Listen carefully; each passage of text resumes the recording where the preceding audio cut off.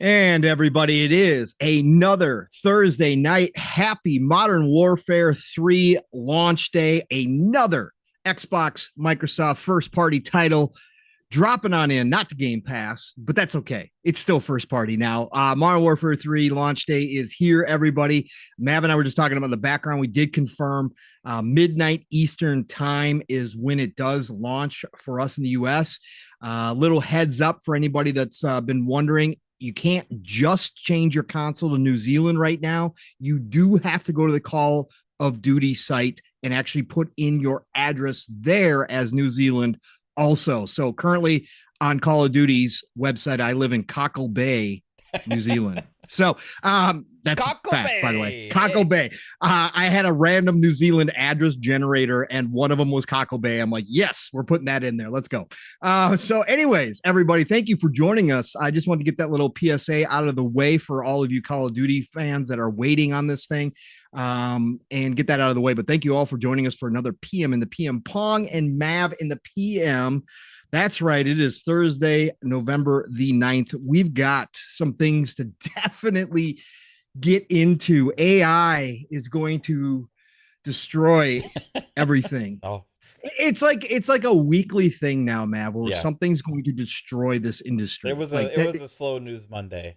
That's oh boy, oh boy, oh boy. Anyway, so we got a lot to talk about. Obviously, Modern Warfare 3, the multiplayer is out. Rave reviews from the Call of Duty, the hardcore fan base. The streamers have been playing all day. There's people at max level. They're loving the game so far. Again, we know the controversy surrounding the campaign. Definitely that's been talked about. Obviously, you guys know my feeling on the campaign. Still enjoying the hell out of the campaign. Haven't finished it. Taking my sweet time with it. Really loving it. But multiplayer's out, and everybody's saying this is fantastic. We'll have some different sites that have posted some stuff about it. We'll talk about that. We got some background information on how this supposedly got created, how Modern Warfare 3 got created. We just got that kind of late breaking this afternoon from everybody's favorite Jason Schreier. So yes, we do have some things to get into, but first things first, I've got to get to my co-host, the man who owns Fun Speculation Network, the man who shares a house and shares a life with the amazing Miss Kaitlin, who did the thumbnail. And I went, oh my God, look at the thumbnail. Of course, as well, we're going to talk about GTA 6, which is the thumbnail. We'll get into that because we actually got Mass Effect stuff too this week. But the man, the myth, the legend himself, the one, the only, who is suddenly turned into a racing addict. He's buying WRC games now, for God's sakes. This guy is Fun Speculation, aka Mav. What's going on, brother? You've been racing a ton, man. I have. What's happening? I've been playing racing games and Diablo. I mean, that's pretty much been it for the last maybe 2 weeks, really. Forza Motorsport. I've been dabbling back into GTA, or not GTA. Fuck, I'm a GTA's on my mind. GT 7. Ever since they released that newer update as well. And then you're right, I did buy WRC because it is Codemasters now, and so it's pretty much like Dirt Rally, right? And I had I think the first Dirt Rally game. I really liked that one. So this was it's a fun game, dude. It's fully fleshed out. It was only $50 regular price with the Game Pass discount because it's an EA Play. It was $45, and then I had some credits and stuff, so I got it for like 30-something bucks, and it's well worth it for me. I know it's so crazy with all the other games out that just came out. I could be playing Spider-Man 2, or I could be playing Super Mario Wonder, or any of these other games, Mortal Kombat, all these other games I want desperately, but just that racing bug has got me. And then Diablo Season 2's got me too, bro, because we've been having a ball. And they just keep doing awesome stuff. And we played this weekend and got all of our Tuesday. This week, yeah, that's right. Tuesday night with the patch. Yep, I know. Time flies. We've been playing that, and we got our rings, for the malignant stuff going on. Yep. So I'm loving that. Yeah, it's just we're in kind of gaming heaven right now, I feel like. Tonight I'm gonna finally buckle down and purchase Call of Duty Modern Warfare 3, get it installing. Nice. I'm probably gonna spend a lot of time playing that tomorrow. So looking forward to that. And yeah, man, it's been good. It's been good times, good games, and still living on the high from the Rangers World Series, you know. Of course. It's gonna take me about a month for me to come down from that at least. So hometown heroes. yeah. And the Mavs have been playing amazing too, dude. Yeah. So good. I hope the Cowboys win this week. It's a long shot, brother. It's a long shot. Well, they're playing the Giants, so I think we got this one in the back. You know, and for whatever it's worth, I know this is not a sports channel, but you know, I have to say that we lost to the Eagles, right? But overall, they played a pretty good game. They just came up short a couple times with some things and stuff. So it's like hard. It's a hard pill to swallow when you do play well and still lose, right? But man, besides that stuff, everything's been going great. How about you, man? How you doing? The same. Again, busy as always, but finding the game time. Definitely playing some Diablo. Actually popped it in for a little bit last night again, and ran some solo, running some blood harvesting, and some Helltide last night. Picked up a couple new uniques last night that might wind up being better if I change my class again, but having a great time at Diablo again. Like you said, level 96 now, so approaching that 100. This will be my first character to 100. The experience boost, as I've talked about, if you guys haven't jumped into Diablo yet, jump in now. Season 2, the experience boost is amazing. It feels great. The loot is just incredible, so much fun. So I've been having a great time with Diablo, again, fooling around with Modern Warfare 3 campaign, loving every minute. Again, I don't play like everybody else. I don't rush through. I play the campaigns. I used to play the campaigns multiple times because I'd go back and obviously play on veteran or you know, whatever the case may be, and get some of the get the rest of the achievements. I don't do that anymore with their campaigns, so I just enjoy them for what they are. But I'm sneaking around, trying to be stealthy, restarting when I break my stealth. I'm playing it more like Splinter Cell. Now there's times when I finally run and gun or whatever else, but just loving it.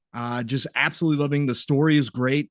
Really, really cool. Again, I've had a great time with Modern Warfare 3. So that's been pretty much it. And then I was waiting this week for the full launch of Modern Warfare 3 because you know, bread and butter, meat and potatoes, it's all in the multiplayer for me and the open world zombies. I was never a zombies guy back in the day. My kiddo was, so I played zombies, but I never enjoyed zombies until Cold War, when they went to the open world zombie map. And then Steel and I ran a lot of Cold War zombies, and I really fell in love with the open world.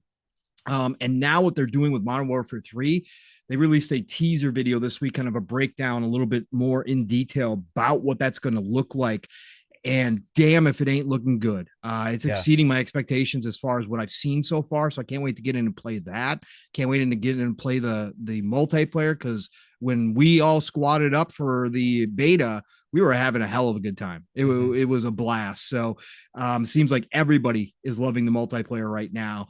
So yeah, that's what I'm going to be doing probably the rest of this week, and this weekend is playing some Modern Warfare 3, probably hop into some Diablo 2. But yeah, it's a great time to be a gamer. It really, really is. There's so many other games I've got downloaded that I could hop into. I downloaded Dungeons 4, love Dungeons. Been a Dungeons player for a long time. Dungeons 4 just dropped into Game Pass. I've got that downloaded.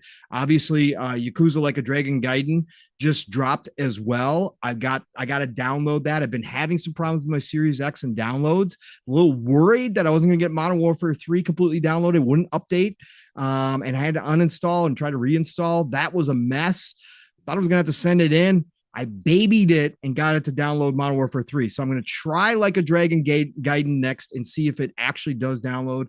Yeah, there's just so many games, Mav, to absolutely hop into right now. And it's crazy this year we've gotten so many big time-consuming games that just have actually taken away from my ability to graze like I normally would be. This year has been my least grazing year in a long time, just because of the size of the games. Diablo, hundreds of hours. I just checked the other night. I think I'm at 260, 270 in Diablo, right? I'm over 250 in Starfield. Right now I got Modern Warfare 3, which is going to take up a ton of time, as it always does in multiplayer and zombies.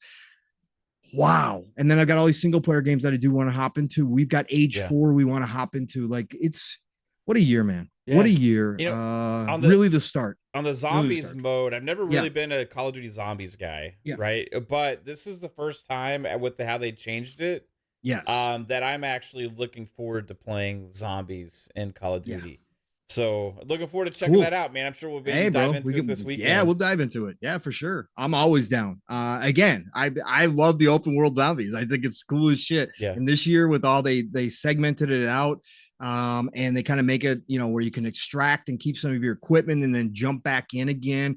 You're randomly squatting up with other teams that are in there because it's all PvE, no PvP, and you can complete missions with other squads. You can solo it.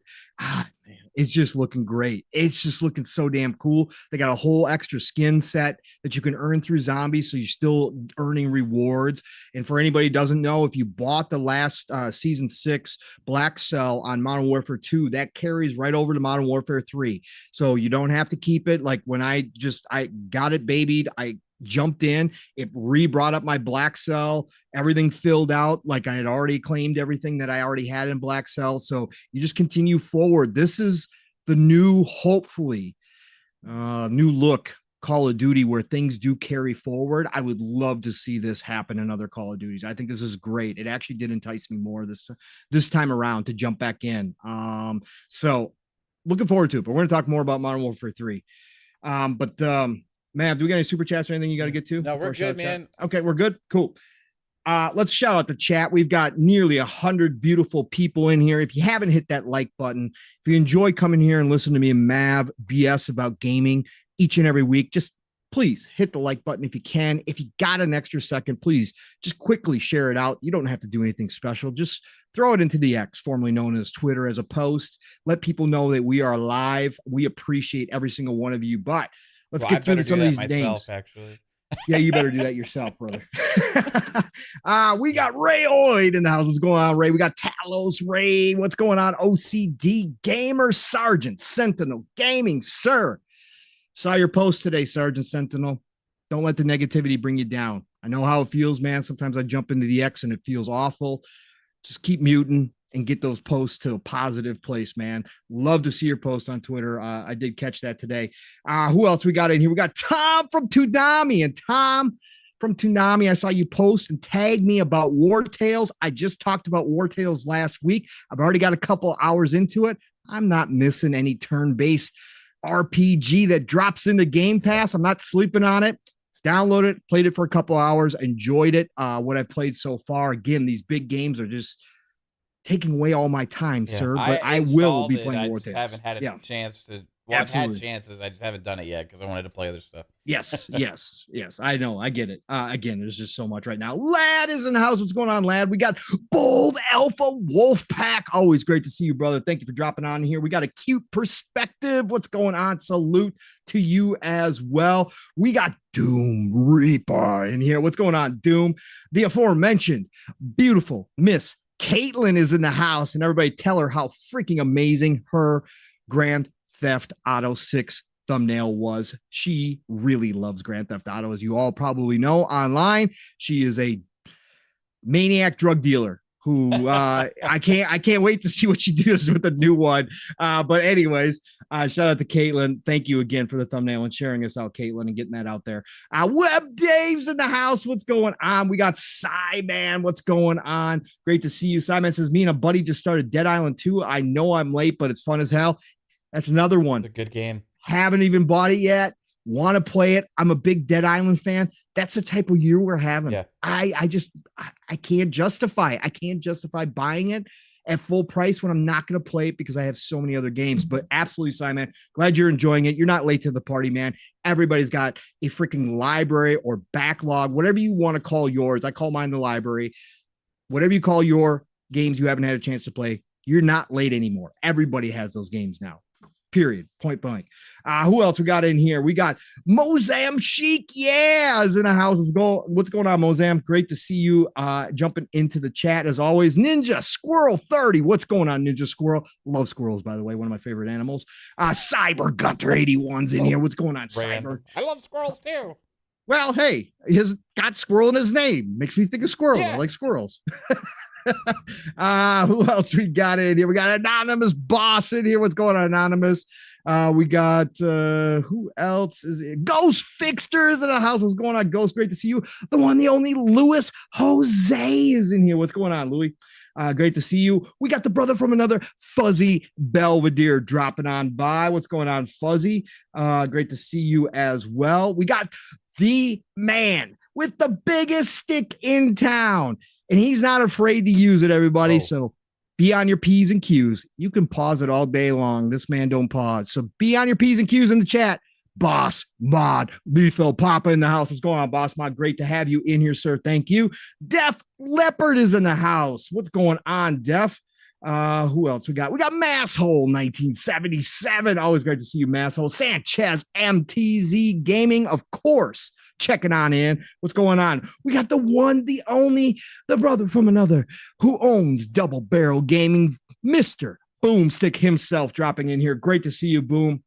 Great shows lately. I got to catch up on your show today with my brother Steele. I did not get a chance to listen to it because work being work, but I am going to catch up on it, sir. Great to see you. Thank you for dropping in here. Who else we got? We got Cyberwulff in here. What's going on, Cyberwulff? We got brother from another Psychonauts dropping on by. What's going on, Psycho? Great to see you, sir. Who else? We got Sin in the house. What's going on, Sin? We got Black Carday in the house. What's going on, brother? Always great to have you on in our chat, I should say. Onion Bro. What's going on, Onion Bro? I never used to like onions as a kid, but I do like onions now. They're very fun good. Facts all over the place for Pong on this chat. Yeah. Love it, I'm just Jason Max. What's going on? I see you in here. I think I missed you when I was going through my list earlier. What's going on? Who else jumped in here? We got Grumpy Shaman. Yeah, you get. Listen, I got to spice this up, man. I could just sit here and read names, but that's no fun. We got to have some. We got to have some. Favorite color? Blue. That's easy. Yeah, I know. That's easy. Jesse P's in the house. What's going on, Jesse? We got Jay's World 2021 in here. What's going on, Jay's World? We got Tando in the house. We got Jay Gaming 1986. What's happening? Jay Gaming says it's Call of Duty weekend, baby. Let's all go buy it and support Xbox. Xbox, yes, even ponies can support Xbox. Wow. Y'all part of the Xbox family too. Oh. Shout out to Phil. Shout out to that little interview with Famitsu over in Japan where he said, hey, Nintendo players, PlayStation players, part of our Xbox fan. Oh, that riled people up. Oh, I love Phil. Right now when they're playing fucking Call of Duty, man. That's tonight. Right. How many millions of PlayStation gamers are going to be installing It was number one in their store. It was number one in their store for the past week. Easy peasy. Of course it will. Shit else to play, right? And nobody listens to the clown show in this community. Okay, nobody listens to the clown show except each other. Okay, so that's what's funny about all this. They forget that they're the 1% of the 1%. Nobody gives a shit about y'all. So go ahead, get upset that Phil wants to include you in the family. Man, welcome aboard to the Xbox community, PlayStation gamers. I honestly believe that Phil, somewhere deep down inside, Mav, as much as he hates the console war nonsense, right? The over-the-top shit, the clown show, as much as he hates it, I think there's somewhere inside where he does come up with these little lines. Yeah. Where he smiles a little bit and smirks a little bit when he says them, because he's got to know what that's going to do. It's hilarious. Yeah, in his Phil smile, somewhere deep down. Who else? Did anybody else jump in here? I think I said Jesse P. If I didn't say it, Jesse P. Great to see you as always. The Herd Theorem. What's going on, the Herd? Great to have you in here. Agrees that Dead Island 2 was fun AF.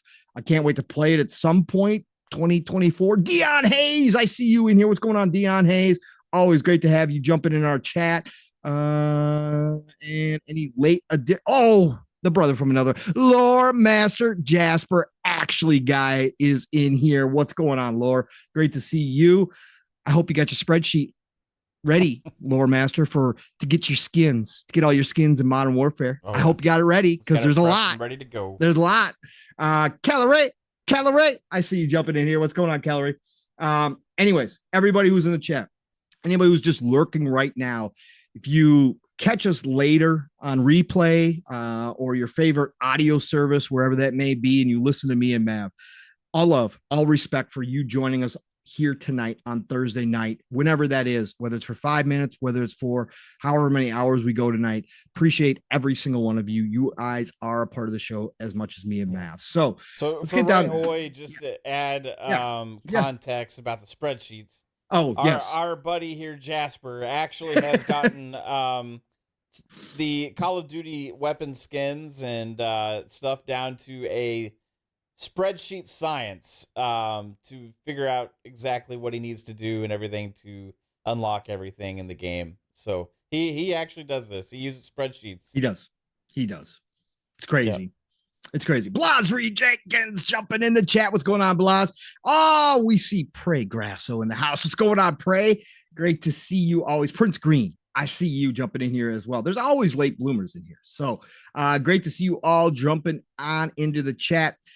So, Mav, let's get down to business here. Let's start with some smaller topics tonight. Let's have a little fun here. Let's talk about some ongoing topics, Mav, that we've been having conversations over the past few weeks about. And let's start with PlayStation and what the hell is going on over at PlayStation, Mav. And what are their plans? Everything's fine. Well, everything's good. Listen, bro, we got some clarity today, at least from the acting CEO over there. Yep. And it sounds like Mr. Hiroki Totoki is going to be acting CEO for potentially all of 2024. So this is the man calling the shots. And that's not interim. That's not really interim. No. Or that is, we did this without a plan. We woke up and decided that Jim was no longer necessary or wanted here, and gave him the option. Yeah, this is us taking over control. Yes, and we talked about this potential, right, man? We said that Sony Corp might have felt like they lost control, and they wanted to swing that back in their favor to make some decisions about the future of PlayStation. They might have felt like Jim and his crew, especially once they moved to the U.S., their headquarters to the U.S., had lost some of that. And I said, if they put a company guy in charge, now, again, he's saying it's temporary, potentially through 2024, and they're going to find somebody else to replace him. But I said all along, if the corporate guy is in charge, I really do think the board at Sony really felt like they weren't being heard, that Jim and people had lost the narrative with PlayStation a little bit, and that Sony Corp knew a better way forward. So let's get into this. This is from VGC today. Shout out to Andy Robinson, the crew over at VGC, always doing good work over there. Although, Andy, unblock Mav, please. I hate having to take screenshots every time you tweet. Mav was up in his feelings a little bit back then, you know. I just made fun of his pundits post. Come on, that was that. You gotta not be so sensitive, Andy. Mav, I'm trying to help you. I'm trying to help you here. You're not, Andy. I'm not apologizing for making fun of your dumbass pundits post when you said Microsoft was going to sell Xbox if they didn't buy ABK. You need to grow some balls and unblock me, because if you make a stupid post like that again, I'm going to make fun of you again. But hey, it's okay. You're costing Pong time because he has to screenshot it and share it with me in the DMs. It's okay. I understand. So I'm going to not apologize right now, but I will say unblock me. If you got some cojones, if you're not a little chicken shit who's afraid of making dumbass posts and getting made fun of, unblock me, bro. Save Pong some trouble. I guess I'll be screenshotting your tweets from here on out, your posts, Andy. So I tried to help Mav out. Chat, you can see I tried to help Mav out. This is, again, sometimes when you help friends, they turn their back on you and they just go ahead and make the same mistake again. So, Andy, keep them blocked. That's fine.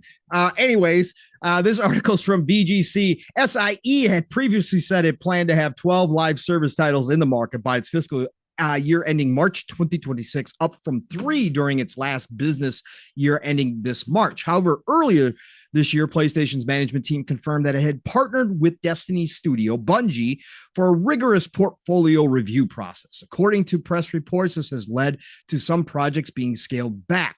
During an earnings call on Thursday, Sony's president, COO, and CFO, Hiroki Totoki, seemingly confirmed that this review had resulted in some games being pushed back due to quality concerns.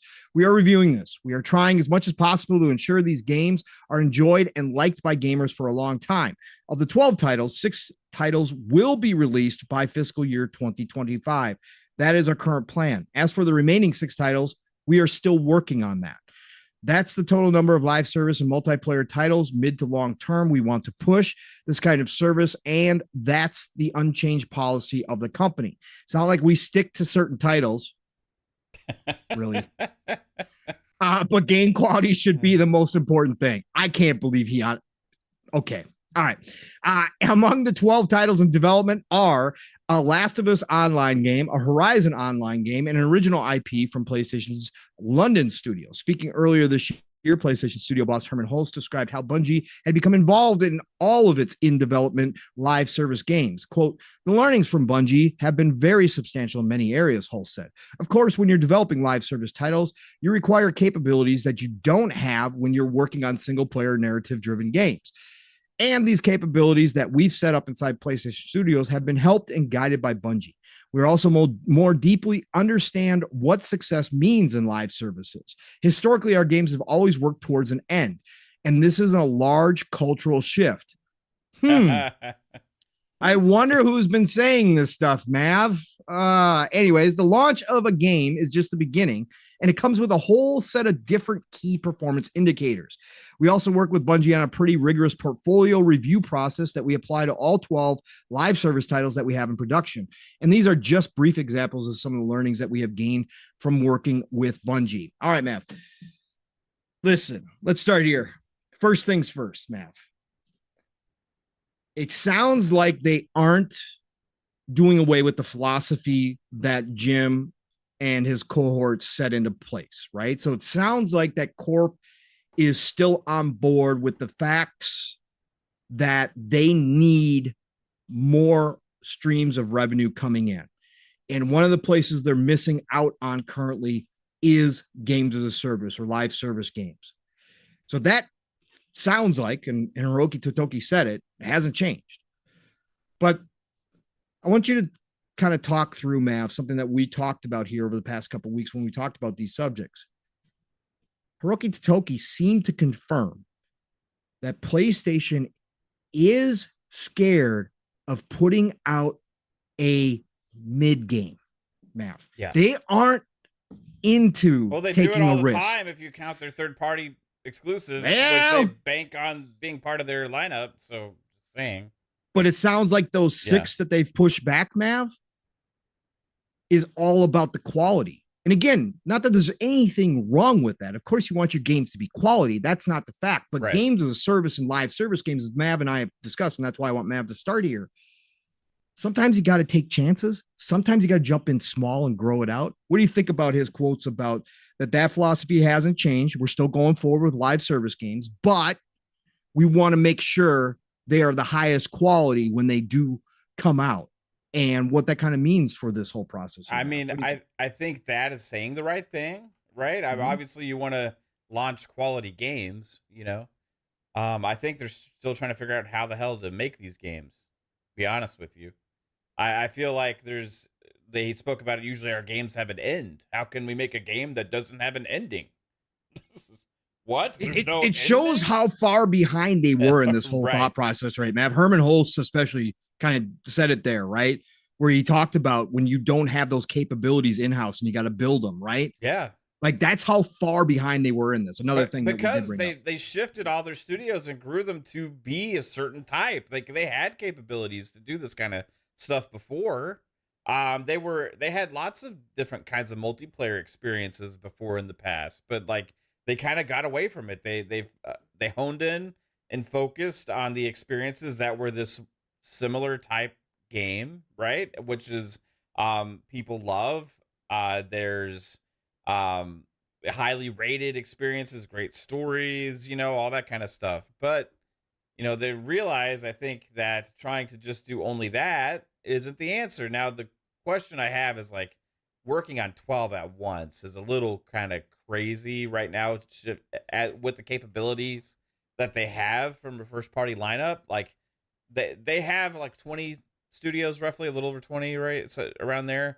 And you're talking about making 12 live service games, and the other games that we did expect them to kind of be working on, like we haven't really heard anything about those, right? So first party single player lineup is also really questionable right now. So we talked about this for a while. Like they're in this time period that is a major transition. Yep. We don't have answers on pipeline. They're being clear now about having to push some of their games back even further because they're trying to figure this whole thing out. And I feel like they are afraid to release a game that doesn't hit right away because, and I feel like almost in a way though, that's probably better for PlayStation, because if it comes out and doesn't succeed right away, like the PlayStation that I know would probably just bail on that. Well, and that's why Jim said he knew there was only gonna be 1 to 2 to hit out of those 12. Right. He said that all along. Yeah. So right? they're just like, okay, well, this didn't work out. We'll just move on. Where it's like the companies that are more successful with these kind of games stick to them when they don't succeed at the gates. You have resurgences on these games. You already see it again with Halo Infinite. You see it with Battlefield 2042. You see it with other games like Fortnite. It's up and down all the time. Like right now is having a huge resurgence with this new season that they have with the OG maps and stuff like that coming back. And all these different games kind of ride these waves, right? And that's just a staple of those kind of games. Now, you're going to have some that are more successful than others, but even like Diablo 4, like that's came out this year and has already been ultra high, had a low, and now it's back on the high again. You know what I mean? And like, I feel like PlayStation is, when they have the low point, what is their good response going to be on a game like that? Are they going to buckle on it and be like, well, this didn't work out, we're going to like move on and try something else? Or are they going to sit back and take a look and wider view of it and say, like, we need to double down on this and get this community established, right? I kind of feel like Jim saying they only need 1 or 2 to hit is a little bit of the wrong approach, right? Because a mindset, not necessarily that maybe accurately, like maybe they only need 1 or 2 to be hugely successful, right? To change the revenue streams that they need at PlayStation for ongoing games and that kind of stuff, right? But the mindset of that isn't really necessarily the right mindset, because you got to still support and back every single one of those games you release, right? That's not me like they were going to cut it off like right away. Like he just was like, we'll just cut the other 10 off. Right. It's like you don't, that's not the way to do it, because like, what if these other games that have proven to be massively successful now had that same approach? You don't know what you have until you get it right. And some of them are never going to take off, right? Some of them are never going to succeed. And at that point, once you've exhausted our resources and you know that this isn't ever going to be a thing, maybe move on. But like some of these publishers, they just move on way too quickly, and they don't give those games a chance. Now, I don't have necessarily a lot of faith in some of the IPs that they've announced so far, especially in this crowded space when these games kind of seem similar to other games that already exist from much more well-known developers and publishers and things that like we're used to making those kind of games, right? Right. So like a Fair Games is like one of the first ones. Like, what is that going to do? I don't know. I don't have a lot of hype or excitement or trust in it, right? And my hope is that's not one that comes out and they just give up on it, though. Like, if it's first party platform backed IP, I want them to put it out and no matter what, like, double down on that support. So we'll see what happens. I think that them being patient with the releases ultimately is probably in their best interest, but also like with the amount of 12 existing games going, how long these games are going to take to create, the teams that are tied up in them, all these different things. what does that mean for the rest of their lineup, right? And that's the bigger question for me, is how does this affect the regular pipeline? And if those games don't hit Pong, and they slow down on the regular pipeline, imagine a PlayStation where they have one big of their traditional releases a year, and then 2 of these live service games a year.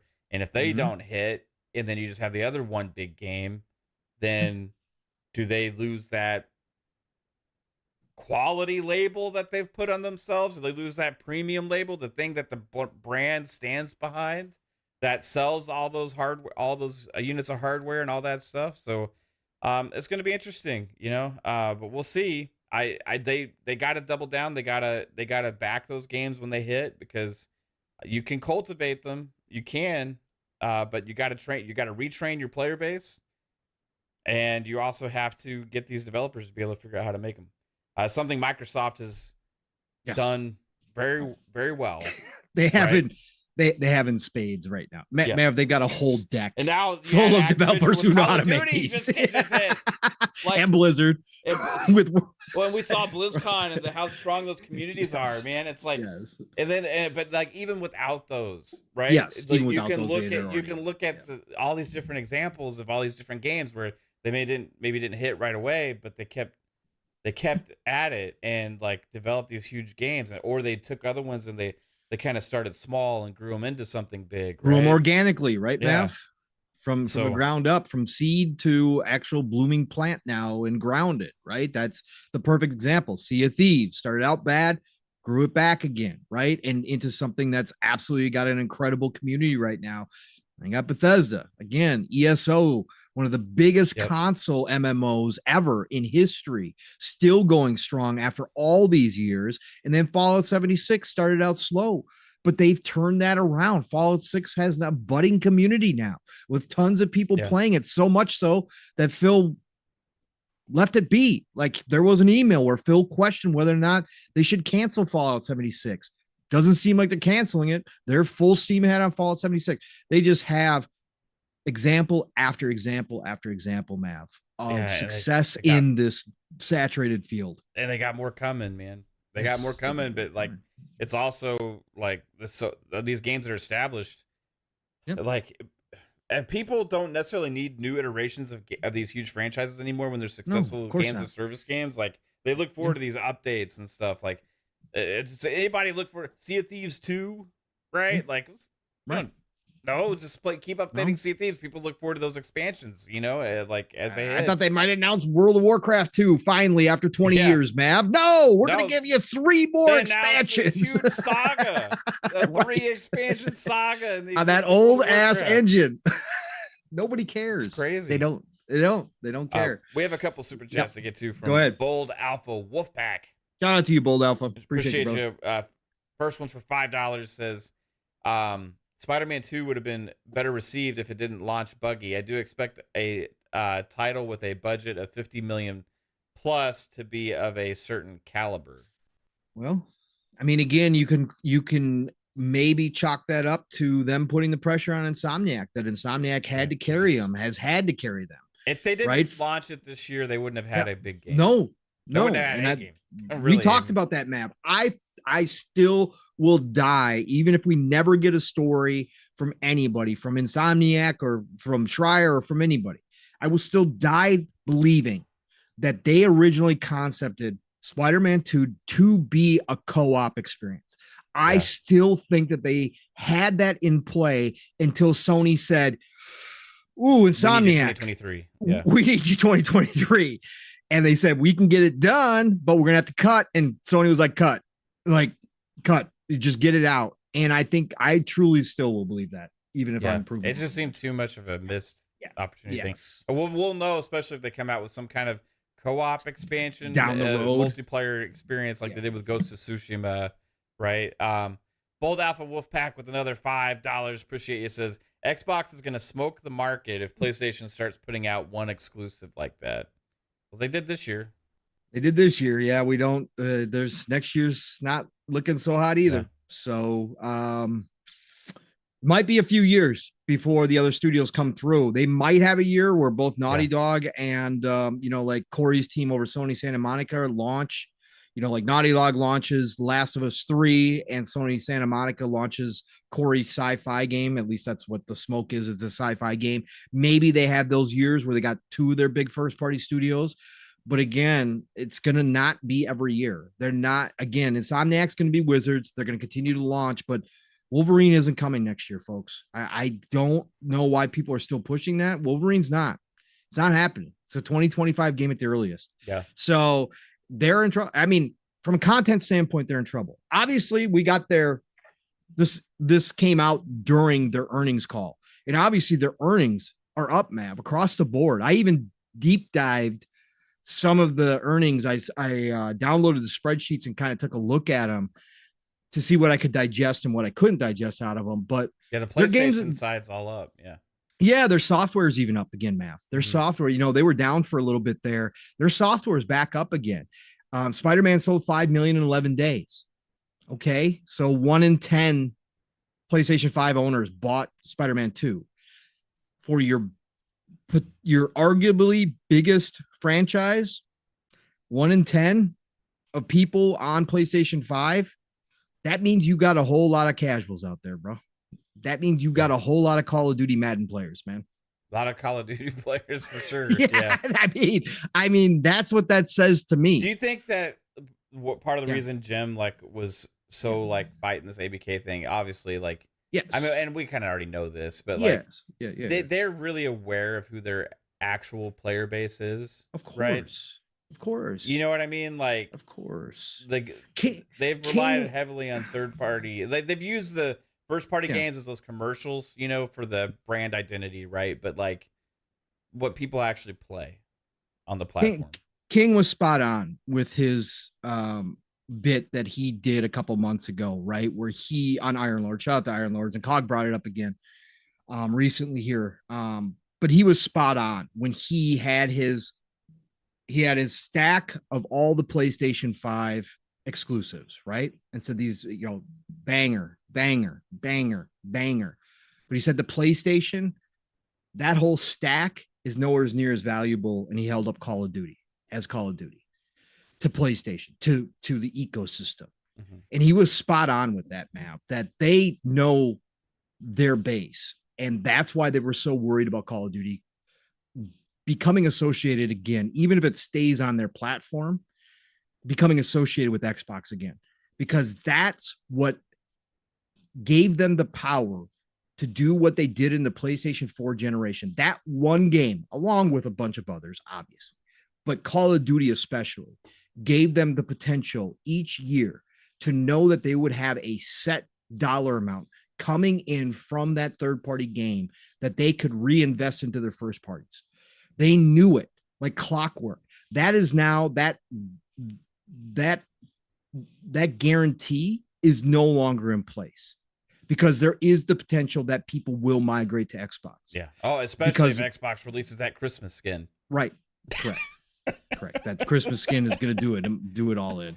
No, the minute they start launching Call of Duty on Game Pass, won't have context of that. Yeah, again, yeah. No, a lot of the community won't have context of that. But again, I think most people in our chat probably do because we brought it up when it was when they talked about it. But when they starts dropping Call of Duty into Game Pass, there is, and going into next generation, Matt, this generation is pretty much set. PlayStation continues to sell consoles at a ridiculous pace. They're still on pace, they say, for their 25 million sold this year. They're at almost 50 million right now sold. They're selling consoles like crazy. But next generation, even with digital libraries, Matt, even with that being certainly a point of contention for people if they decide to move, for sure. Each generation still is a type of clean slate. And for those casual people who don't have a huge library of PlayStation 5 exclusives that are holding them back, for those people who do literally just play PlayStation 5 because that's where their friends do for Call of Duty and Madden and NBA 2K and all those games every year, Xbox dropping Call of Duty in a Game Pass is going to be a selling point, even if it's just one game. People still have the potential to move. I'm not saying it's going to be a mass migration, but Sony knows that guarantee each year is no longer there now, that Call of Duty is going to be associated with Xbox. So that is a big part of this, Matt. You're spot on. We've talked about that. Again, the big shocking thing out of this interview for me, or not interview, I should say, this reporting for me from the investor call was just how far behind they are. Like, this quantified everything that we had talked about and speculated on about what PlayStation was trying to do internally and how massive of a turn this was for them, because they had rested on their laurels for all of last generation, making one type of game, as you pointed out, Mav, because they could do that and be successful. They didn't have much competition last generation, right? So yes, and they lost all of their previous knowledge and talent into making multiplayer games and games as a service. They let all of that go in one generation. And now they're trying to make up for it with the purchase of Bungie, with going out and getting new studios like Haven, hoping that two of them can make a game that's worthy for their ecosystem, that their now main base of players, right? Their core base, those single player gamers, that two of those games will be good enough that those people will finally decide that multiplayer is okay, and that they're willing to invest time and money into a Sony first party games as a service, live service multiplayer game. They're hoping for two. Yeah. Like, that says it all right there, Mav. And I think that shined through. And again, Hiroki Totoki potentially staying on for the entire year of 2024 does say to me, Mav, that they did call up Jim and said, this is going to go one of two ways. Either you can leave with a resignation because of what you did for us in Europe, what you did for us, right? We're going to give you that. You can leave that way, or if you refuse, we're going to fire you. I think this was a spur of the moment decision, and I don't think it was all Jim. I don't. Obviously, Jim chose to walk out with his head up and resign and say it's family and flying on planes and all that kind of stuff, which may be true. Maybe it made his decision easy, but I do think Sony Corp stepped in and said, we're taking back the reins, Jim. So just interesting. And like I said, their overall financials up across the board. Big ups. Except for Sony itself. So, Sony itself is down, and they lost another like 7% of value today. Which is interesting because like PlayStation's their biggest moneymaker, and then like Sony is like still going way down, but PlayStation's going up. So it's like Sony has some other problems. Their sensors were down. Their camera sensors were down. Yeah. The movie side, of course, is down. Because of the strike and that kind of stuff. And also their financial divisions were down, which is their insurance, which most people know about that over in Japan. Their insurance is their other biggest seller or money producer, I should say, revenue producer. So those three were down for them. But overall, PlayStation up. I mean, again, even I looked at their software. Interesting to see the numbers on game sales, Mav. I don't know if you looked at it, but they actually had a full chart of all their first party titles and what they've sold. Yeah, I saw some posts on some of the numbers. Yeah, Bloodborne. You want to know why we're not getting a 60 frames update to Bloodborne? You want to know why they're not making a Bloodborne 2, as much as that is beloved by Souls fans? According to Sony, only 1 million Souls fans bought Bloodborne. 1 million. Up to date. That ain't going to get you a sequel over at PlayStation, folks. Yeah. That it's just not. It's not going to. That's where the 5 million from Spider-Man 11 Days came from. What did you see that you noticed, Mav? That was I don't have them in front of me, but like I was just curious if one off the top had hit you or not. I'm trying to find the post because somebody had broken down some of them, and I was like, actually, it was like they were a little lower across the board generally than what I thought they would be. That was my biggest takeaway. Other than that, like I feel like Spider-Man's probably going to be their biggest release they've had this generation. Yeah, over time, but it's still not as much as I would think. Mm-hmm. Right. So those are kind of my big takeaways from those numbers. Do you happen to have them? Yeah. I've got them here, and some of them are confusing. I don't like how they do their chart because it is kind of confusing to read some of these. Miles Morales is at 6.5 between both 4 and 5, PlayStation 4 and 5. Miles Morales is 6.5 million. So out of 100 and what should we say, 40 million, 6.5 sold about that many PlayStation 4s, right? Right. And Spider-Man is supposedly sold 30 million. Although on this chart, well, I guess they're counting PlayStation 5 because on this chart, PlayStation 4 version sold 23 million total so far. Or no, I'm sorry, that was God of War. Wait, hold on. Is that God of War? Yeah, see, this chart is crazy. Let me go down to Spider-Man here real quick. Where is Marvel Spider-Man? Yeah, see, on this chart map, this is what doesn't make any sense. So they don't include the other Spider-Man. So just on PlayStation 4, Spider-Man sold 13.2 million. So you're telling me there's another 17 million Spider-Man copies out there somewhere? Doesn't make sense. On the remaster? On the PlayStation? That doesn't make any sense, bro. So that's what I'm saying. Like, we've heard some of these numbers before. Horizon Zero Dawn. Or were they maybe not counting the bundles in that number? Maybe not counting the bundles. See, I couldn't find all that. They gave some information, sell-through units. So maybe they don't count the bundles in this. Maybe this is just hard copies, right? Just physical copies off the shelf, right? Ghost of Tsushima is sitting at about 8 million total, which isn't bad for a new IP. God of War, again, 23 million for the first one. God of War Ragnarok sitting at, according to this, 11 million. That seems a little light, man. Seems a little light for a year. That Ragnarok was that was PS5 only, or that was cross-gen? No, that was 4. That was cross-gen. Yep. That seems a little light, man. So that seems a little light. It seems a little light. What else was interesting on here? Returnal, 500,000. Still hasn't gotten bumped. 500,000 copies on PlayStation 5. Wow. For a game that was 500,000, bro. Ratchet and Clank, for all the talk about Ratchet and Clank, 1.1 million if you bought it. That's it. Like, these numbers aren't, that's why when we talked about, Mav, on the previous financials, when they talked about how much their software sales were down, this is some of the stuff that obviously was holding them back, right?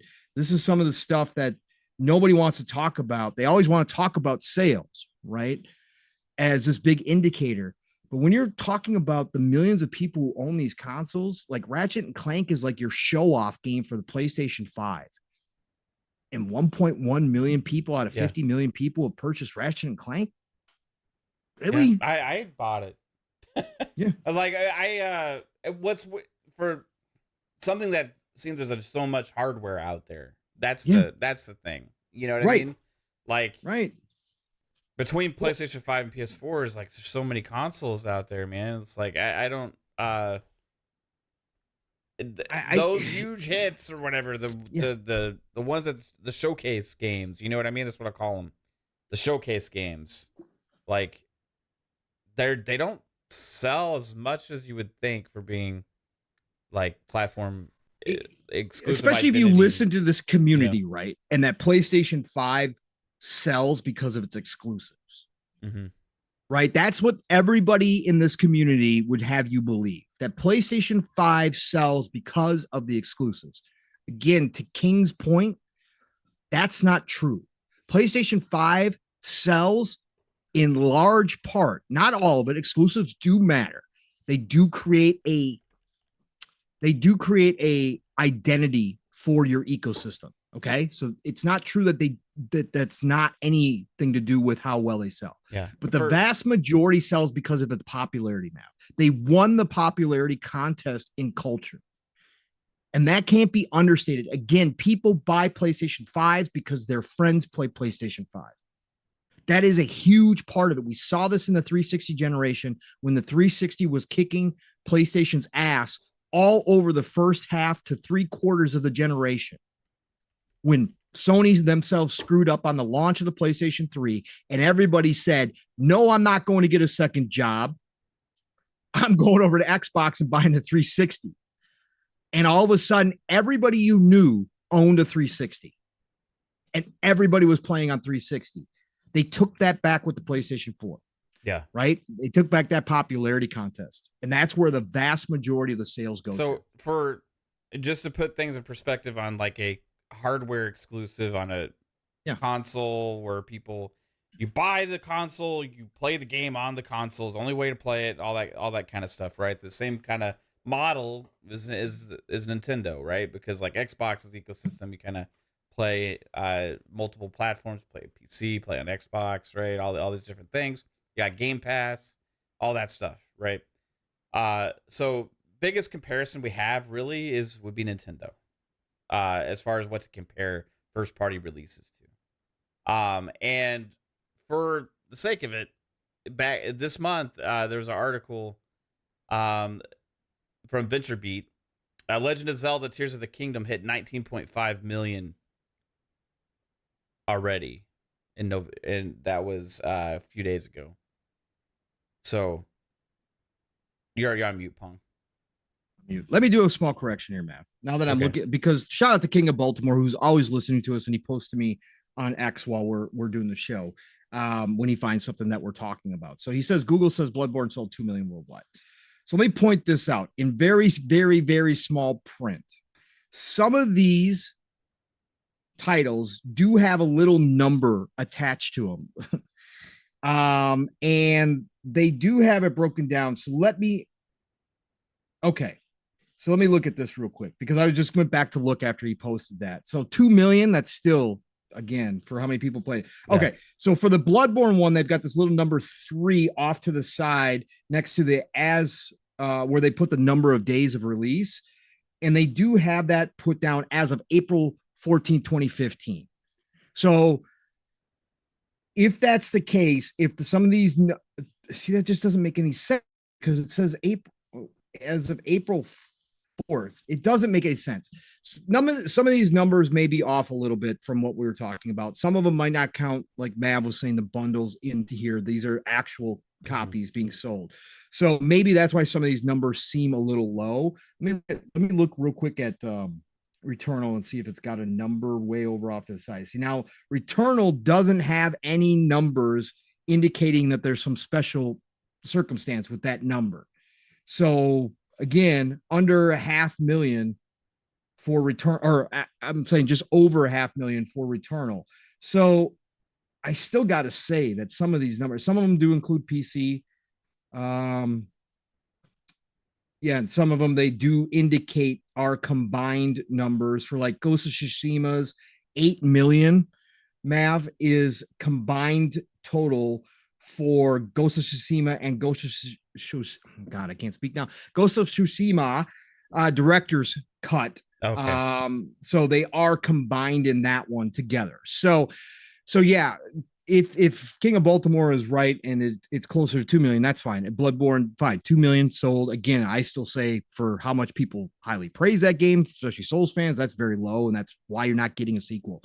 So yeah, these numbers are confusing, but you guys can actually go, you can find the link, you can download it, you can take a look at their sales. I just thought it was interesting. I just thought there was some numbers in there where I was like scratching my head, and I was like, I think it just kind of tells the same story of what we're talking about, right? Yeah, like what we're talking about overall. God of War, Spider-Man sell more than any of the other ones, and other than that, it's mostly, a lot of these third-party multi-plat games kind of are been associated with PlayStation for a long time, right?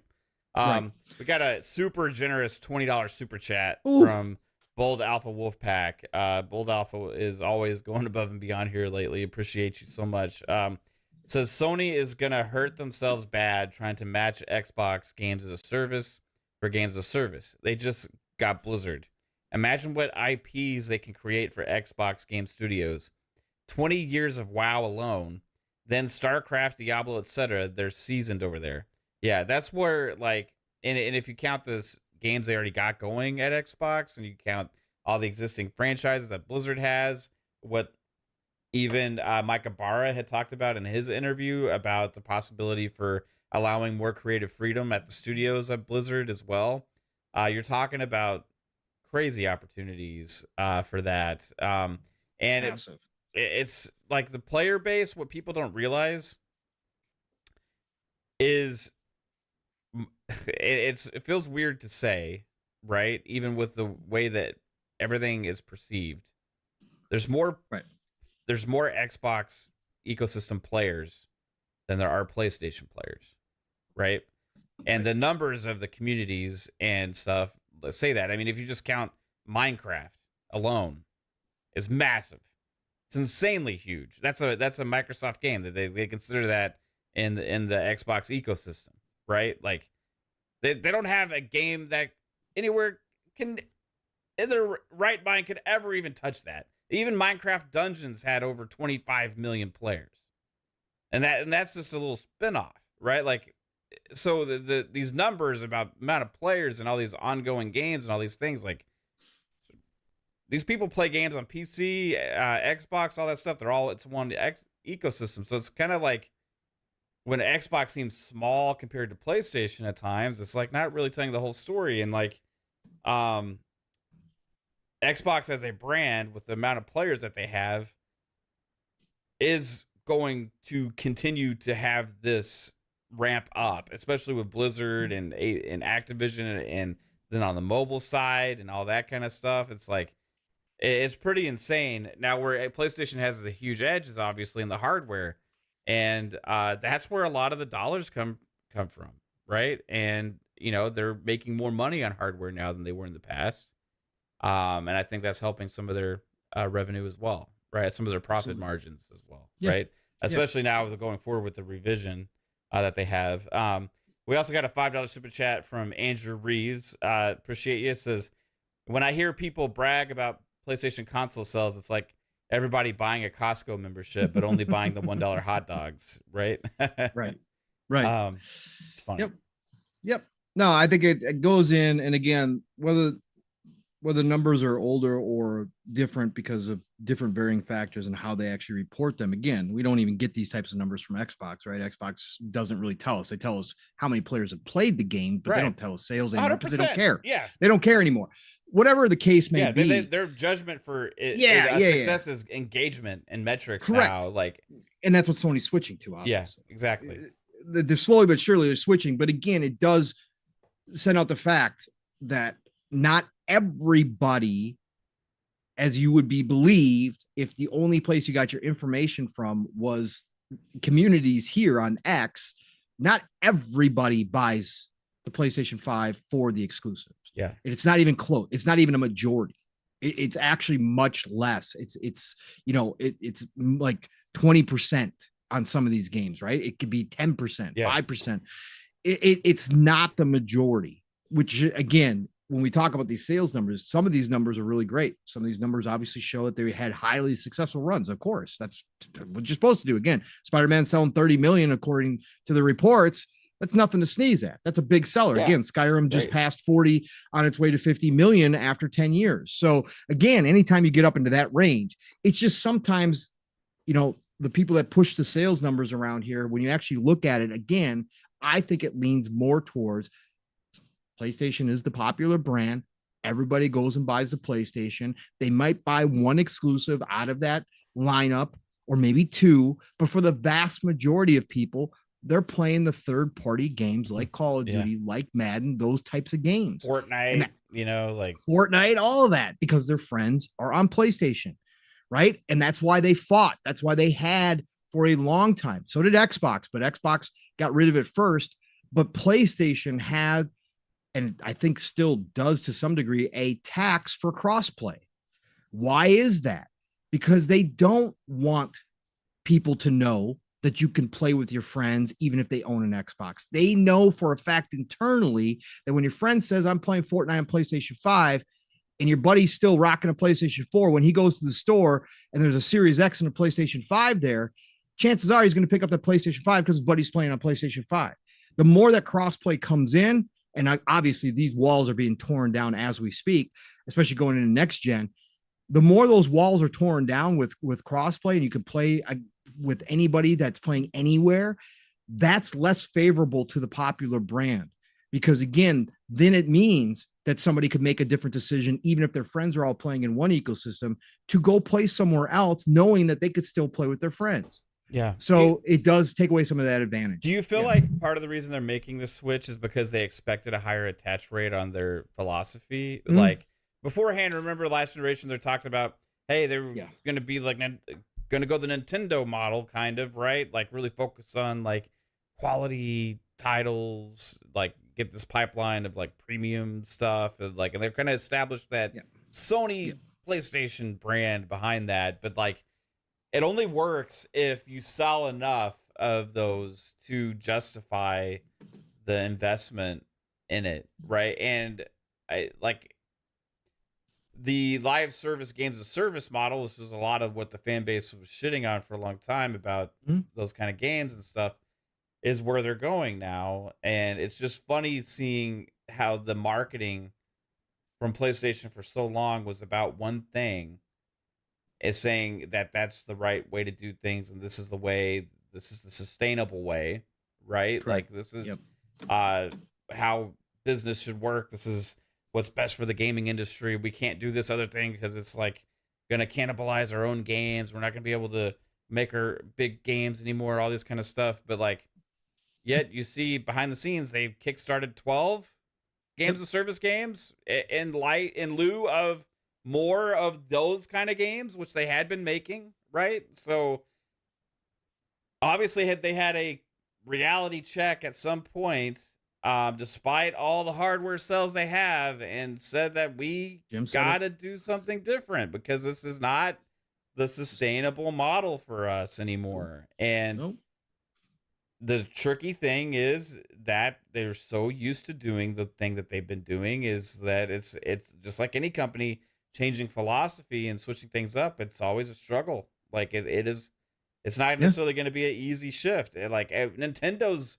honestly done a better job at implementing those kind of games than even PlayStation has, while still doing a lot of the same stuff they've been doing. Like I feel like Nintendo's kind of, besides the hardware aspect, which haven't been a huge fan on this past generation, like Nintendo's kind of done that right. They've gotten those couple like live service things going, while also without promoting that they were games as a service. They just did it. That, and then they also has still kept their regular big time releases on track, right? So they've kind of cemented multiple avenues. Now you even see like, well, okay, so now PlayStation goes and has the Square Enix exclusive, pretty much copycatting Splatoon with Foam Stars, right? Because like, you see this like weird thing now, and it's like, okay, so who is PlayStation? Right. Who are they? Right. And that's gonna be kind of foggy for a couple of years, I think. Yes, absolutely. Again, they will have their mainstays. They will still have their first party. It's not going to be, they're reloading, so it's not going to be at the at the pace or the cadence that we saw for the beginning of this generation. They're going to have a couple down years here at least. I think 2025 is the potential where we could see 2 to 3 first party titles drop that same year, which would be good for them, obviously, especially Wolverine's going to be a big one for them. But yeah, they're going to have some down years, man. But yes, you're absolutely correct. They are in what we talked about. They're in a shift. They're in a complete mind shift right now about how they're going to do business. And to your point, the first party titles, Jim has flat out said it in interviews publicly. The console market is capped. It's not enough. Yeah. Our console market is not enough anymore to sustain these budgets on these first party games. And that is why I'm saying eventually this industry could have a day of reckoning when it comes to AAA big games, where they take a step back across the board, not just PlayStation, but across the board, and say, we can't do this anymore. 150, $250 million budgets with 500 plus people working on a game.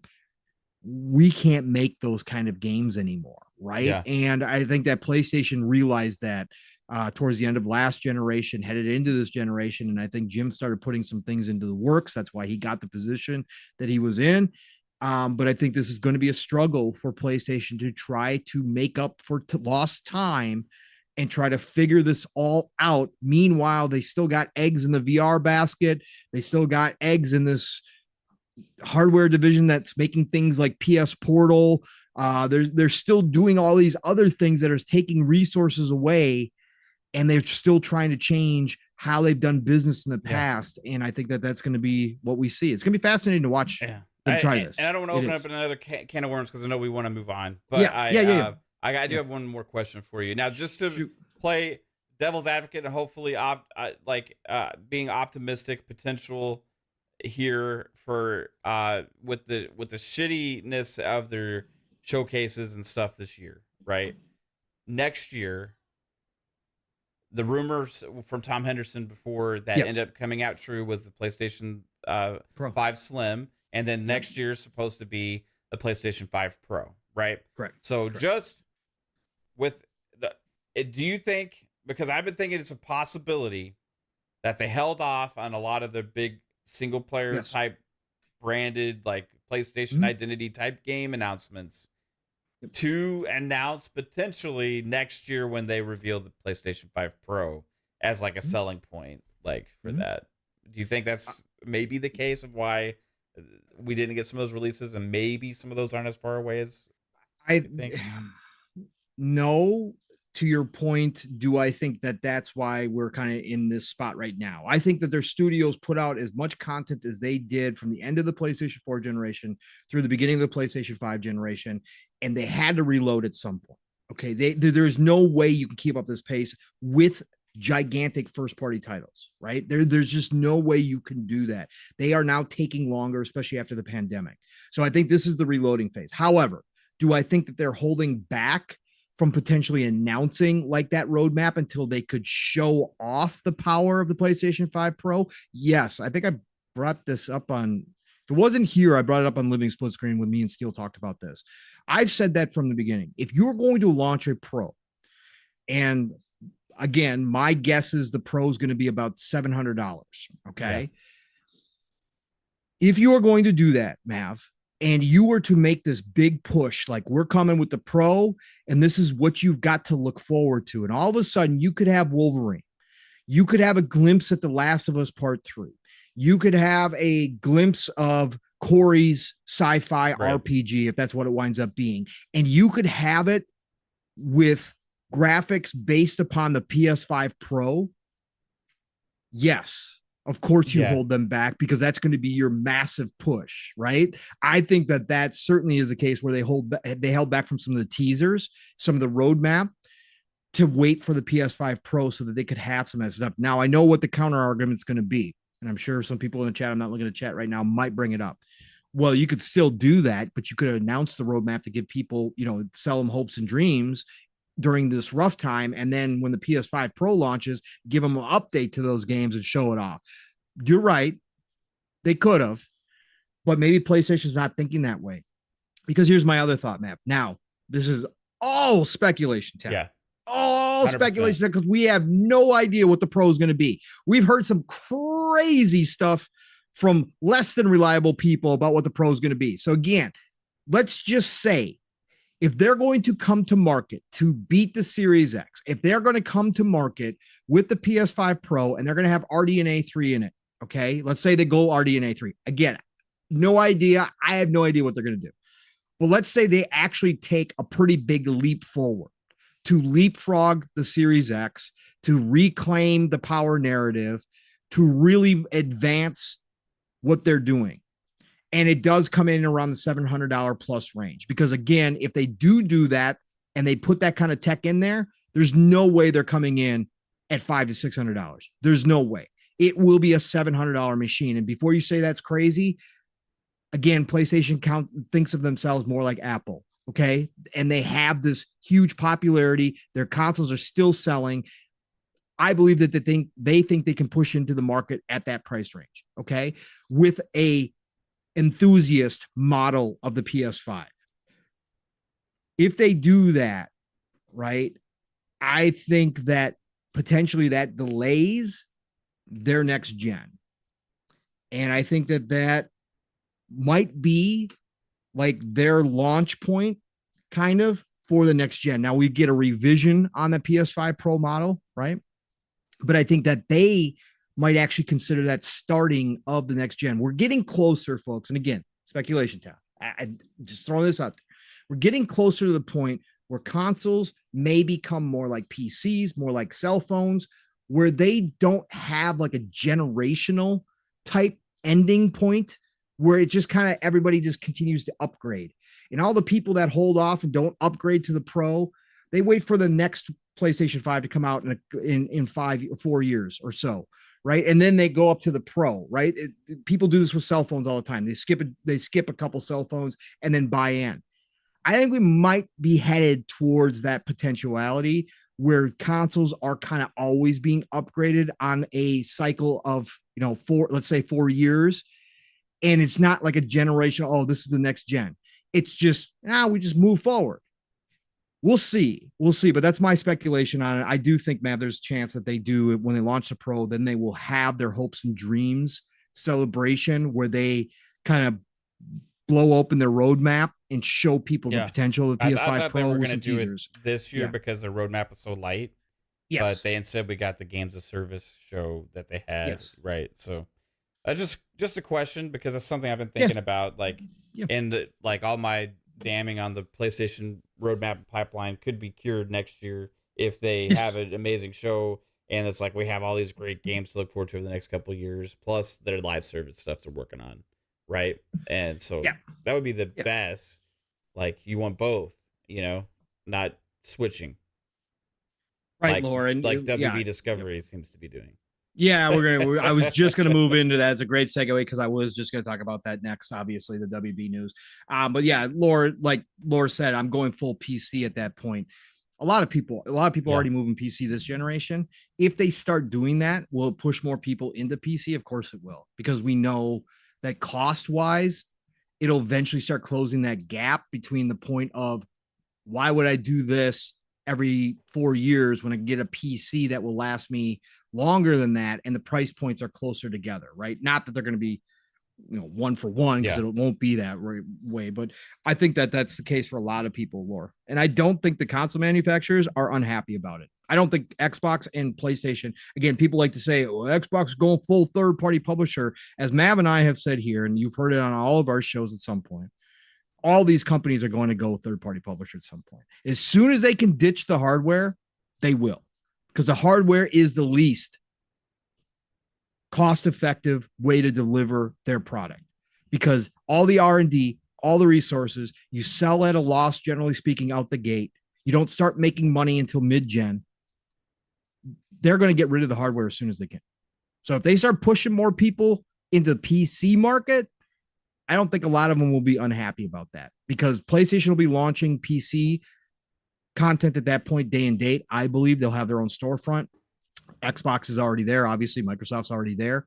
So I don't think that they would mind that so much if the console market itself starts to shrink. I don't think that they will. As long as they can still sell software and services, which is the main money makers, they will continue to be happy. So don't be, just my opinion. I just think it's possible. I think it's going to happen too, just because of technology. Like where it's going. Exactly. But it'll be I think it'll be a long time. So yeah. No, I'm still saying at least 1 to 2 more generations at least before we get to that point. But Mav, as you said, WB this week had caused a small stir as well. Shout out to Shinobi602, who always does great work on Twitter as always. He posted up a summary with one of the main quotes from the article, which was from seekingalpha.com, which is an investment website. WB came out and said, our focus is transforming our biggest franchises from largely console and PC based with 3 to 4 year release schedules to include more always on gameplay through live services, multi-platform, and free to play extensions, with the goal to have more players spending more time on more platforms. Ultimately, we want to drive engagement and monetization of longer cycles and at higher levels. We have put specific capabilities We have put that doesn't make any sense. Anyways, we have put specific capabilities. We are currently under scale and see significant opportunity to generate greater post-purchase revenue. Of course, this was another revenue call, right? This is again not them speaking to us as gamers, obviously. This is the business to their investors. Yes, they're their investors. Oh boy. Yeah. So again, you all have heard me. I don't mind games as a service. I don't. If they're done right, I don't have a problem with them. In fact, I sometimes enjoy them more because it allows me to dictate how much I'm going to invest in the game based upon if I'm enjoying myself in your game world, right? I don't mind them. Some people absolutely despise them. I hear you. The last thing you want to do, Mav, we just talked about this. Is PlayStation too late? Is the market saturated with games as a service? Are people moving away from games as a service? We've seen still some massive success. Like, again, Fortnite just dropped their OG map and they had over 5 million concurrent players, which was the biggest in history for a game that big. That's crazy. But we are seeing games like Apex Legends lose people, right? We've seen World of Warcraft go through the ups and downs. There's too many things to play now. To have massive success means you got to be the top 0.5% to see that massive success, because there's so many places where people can play games. So I heard the outcry. Again, the minute this was announced, everybody's like, oh no, WB, what are you doing? This is I know you got to talk to your investors a certain way. You know, this information becomes public. I know you don't want to lie to your investors about where you're going.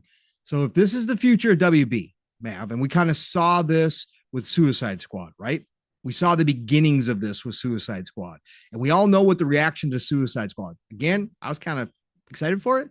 All things being considered equal, I was like, hey, that looks pretty cool to me, but they delayed it till next year because of the response. Now you're coming out and saying you're looking to really push this games as a service narrative on all your IPs. I'm kind of scared for Wonder Woman because we haven't seen that in a while, Mav. Yep. What's your thoughts on WB? Just shouting for the rooftops. They're going games as a service, live service, monetization, all the engagement, all the stuff we hear. What do you think? I understand doing it. Right? Yeah. But I understand doing it in the right way. Right. You have franchises that are already successful in this way, like Mortal Kombat can be that, right? Yes. You have franchises that you could have already been doing this with that you have not, that were immensely popular. Arkham series, they could release ongoing content for those games if you wanted to. You know what I mean? And like, people would have been all down on that. Right.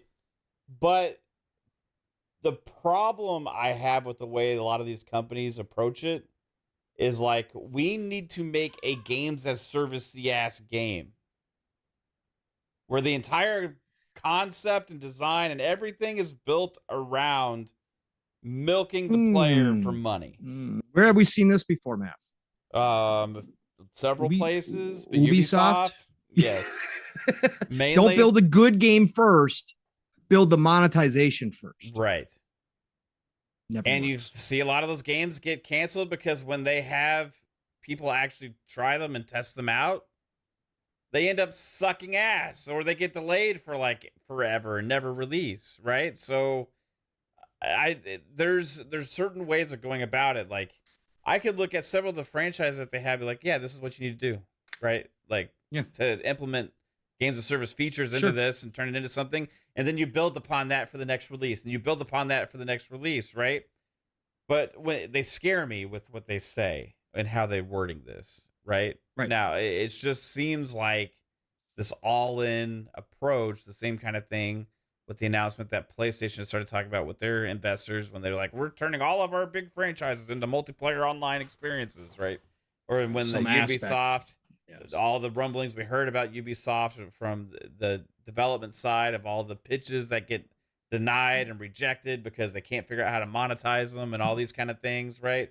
And it's like, I could sit here in my chair and tell you how you can monetize Splinter Cell or monetize that. It's like, it's easy, right? Like, but they only want the big home run, like everybody was chasing the Fortnites. Everybody wanted their own Fortnite. Everybody wanted their own Minecraft or their own Roblox or, you know, their own whatever the big huge games of service games are, their own Warzone, their own this and that, right? So it's like we got to make one because it's like we need one of these games. They make so much money that they forget that, hey, they're a game company that has all these IPs that people care about and are really looking forward to these great games, and you have the developers that know how to make them, and that when you release them, people are going to buy them. Like, they forget that they already have something built in that's really successful because they're chasing the golden goose instead of building up what they already got, which is already pretty damn incredible and amazing, right? And that's the concern, is that do they get themselves into this trouble, like from the early aspects, chasing these things? We've already seen like I get that people are excited for Suicide Squad Kill the Justice League, right? I get that, but like for me, we're getting that game in lieu of the next great Arkham style dark Rocksteady game that people have been waiting way too damn long for at this point, right? And I feel like part of the problem of why that is happening was from this philosophy in the first place. Right. Correct. It's obvious. Yes. So that can happen within the background to kind of tarnish the brands, tarnish the games, tarnish and maybe they're going to have a couple, maybe they're going to be great. Like, I think Suicide Squad Kill the Justice League is going to be a fun game. I'm going to get it. I'm going to play it, right? Sure. But man, if you announced another Arkham game today that looked like the next evolution of that, it would be pretty damn big. And guess what? You could maybe figure out a way to, like, okay, we're going to keep supporting this game. We're going to give content updates, expansions. We're going to do this and that. We're going to have like single player content updates. We're going to have like these PvE updates or content co-op multiplayer add-on or whatever. But you don't have to take away from the core experience, right? And that's what worries me, because it's like some of these publishers don't have the resources, right, or the development prowess or power to do everything.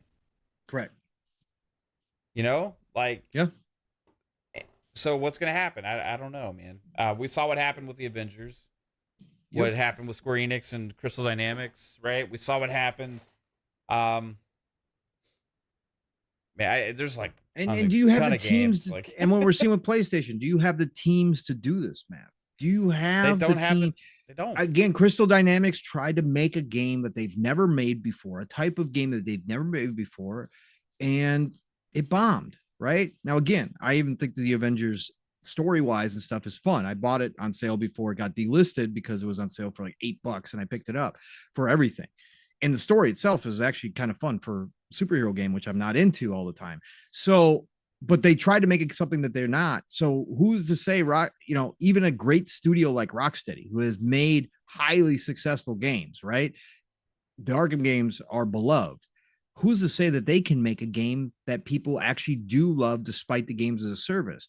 Again, sometimes you're trying to fit around peg into a square hole, and it doesn't work just because you want to snap your fingers as the heads of a company and say, okay, we all know that you're used to making square widgets, but now you're making cylinder widgets. Sometimes it's not that easy because people have been making a style of game. Now, not to say that they can't find success, not to say that Rocksteady doesn't come out and kill it with the Justice League, or kill the Justice League, Suicide Squad. But at the same time, there's a better, it's a lot of risk. It's a lot of risk. And like you said, Mav, and we've talked about time and time again, if your whole mentality is let's build monetization, games as a service, live service games first, instead of let's build a great game first, you're going to fail. And what's crazy here, and Andrew Ruiz brought up in the chat, and I was going to bring it up too, Mav, is that WB just recently found massive success in a single player, non-monetized game in Hogwarts. You would think that they would learn from that, Matt. You would think that the lights would turn on and go, oh, well, we could still find success. Not to say that you have to do everything that way, not to say you can't try games as a service, but why take one of your best dev studios, if not your best, and pull them off to make a totally different type of game than they've ever made before, with a games as a service setup, a monetization setup, and say, yeah, just go do it. You're our best, so we know you got the best shot at it. Why not have them go back, like you said, to another Arkham game, guaranteed success from that studio, guaranteed success, and let somebody else try the games as a service model. You know, again, those two things are weird for me, man. And like Jasper in the chat was like, so Gotham Knights, but actually support it. Like, no, here's the thing. So for me, Gotham Knights is another example of a kind of thing we got because of this, right? Like, we already heard from behind the scenes about them flip-flopping IPs between WB Montreal and Rocksteady, right? Rocksteady was originally going to do another Arkham game, and they kind of got put on the Suicide Squad Kill the Justice League, and then WB Montreal was going to make something else, and then they got put on doing this, but it's not really an Arkham game. It's more of like this. Like Batman's not the main character, you know what I mean? Like, you have this co-op experience, and I'm not saying Gotham Knights is a bad game. I actually like Gotham Knights, but it didn't launch in a great state because the focus around this game, I feel like, was too concentrated on having to be a co-op experience, which tarnished the performance greatly at launch, especially. And you have this multiplayer mode because the game wasn't ultra successful that really isn't supported. And the co-op isn't really fully fleshed out in it either. I mean, you have the Gotham Knights, but you can only play 2-player co-op in the open world, and with shitty performance also. And you're playing also a Batman game, but Batman's not really in like the main character in the game. It's like it's a sidekick game. So it's like it doesn't have the same potential anywhere near what like a true Arkham Batman game would do for them. And they have a chance to grow it beyond there. Like they could establish like this really cool big thing, but instead we kind of got these two like multiplayer focused experiences designed around that. One with Suicide Squad Kill the Justice League, and another one with Gotham Knights. When Gotham Knights they could have done way more with, but they didn't. And they're probably not going to ever do now because the game didn't just do what it needed to. And then now Suicide Squad Kill the Justice League being a multiplayer focused game, like it's different for Rocksteady, and it's not necessarily what everybody was looking forward to in the first place. Now it could be great, it could be successful. I have way more faith in Rocksteady than I do WB Montreal also. Like, so maybe they could turn this into something huge, right? It's possible. I just feel like that Rocksteady was the Rockstar developer of WB, right? Yes. They had established themselves as like this, super high quality level developer that can make these kind of games that really set the standard for a genre, right? And instead of doing that and going forward with that and then building upon that, they just shift because of this kind of philosophy and model. And from all the stuff that happened behind the scenes in the past with WB and the games development side. So that's the concern, right? But it is a concern. I still have faith that these games can be good? I like Gotham Knights, right? I like it on PC. I don't like it on console. So I have faith it can still make a good game that I'm going to enjoy playing. It's just I think about what could have been, right? And hopefully, but Wonder Woman looks great. I don't know. We'll have to wait and see. Yeah, because Monolith is obviously probably their second best team. Although whatchamacallit team behind Hogwarts certainly stepped up their game in a Hogwarts is a perfect example of how to do it. Right. Exactly. Yeah, and like let's say they took that foundation now, they add upon that. Like that's correct. What you're talking about, right? Yes, absolutely, of course. Again, and we see it time and time again. There's successful ways and there's bad ways, and it's never a good way to start from the mentality of how are we going to monetize this versus are we making a good game or a great game. There is a difference in that mentality, and again, we know from inside news about that's exactly what was happening at Ubisoft. Yeah, the developers had great ideas. The developers wanted to do this, but the first question from upper management was, but how are we going to make money off of it? How are we going to monetize it? Yeah. Right. And when that is the staple, and when you make these kind of statements, again, I understand this is to your investors. I'm not saying that I 100% believe WB is going to make all games as a service, right? And they're going to go away from a success like Hogwarts or Arkham forever. But when you make these types of statements, it does give me pause, because that says to me that those are the questions being asked when the devs, the creatives are coming to you with their ideas, but how are we going to make money off of that? That scares me, because I don't want to see that. Again, I personally like games as a service when they're done well. I don't have a problem with them. I think it is saturated, but at the end of the day, you've got to start from the right place first. Otherwise, your chances of success drop off dramatically. And I think that's where we're at with WB, and we're going to find out. Again, I'm worried about Wonder Woman a little bit. We got the teaser from Monolith.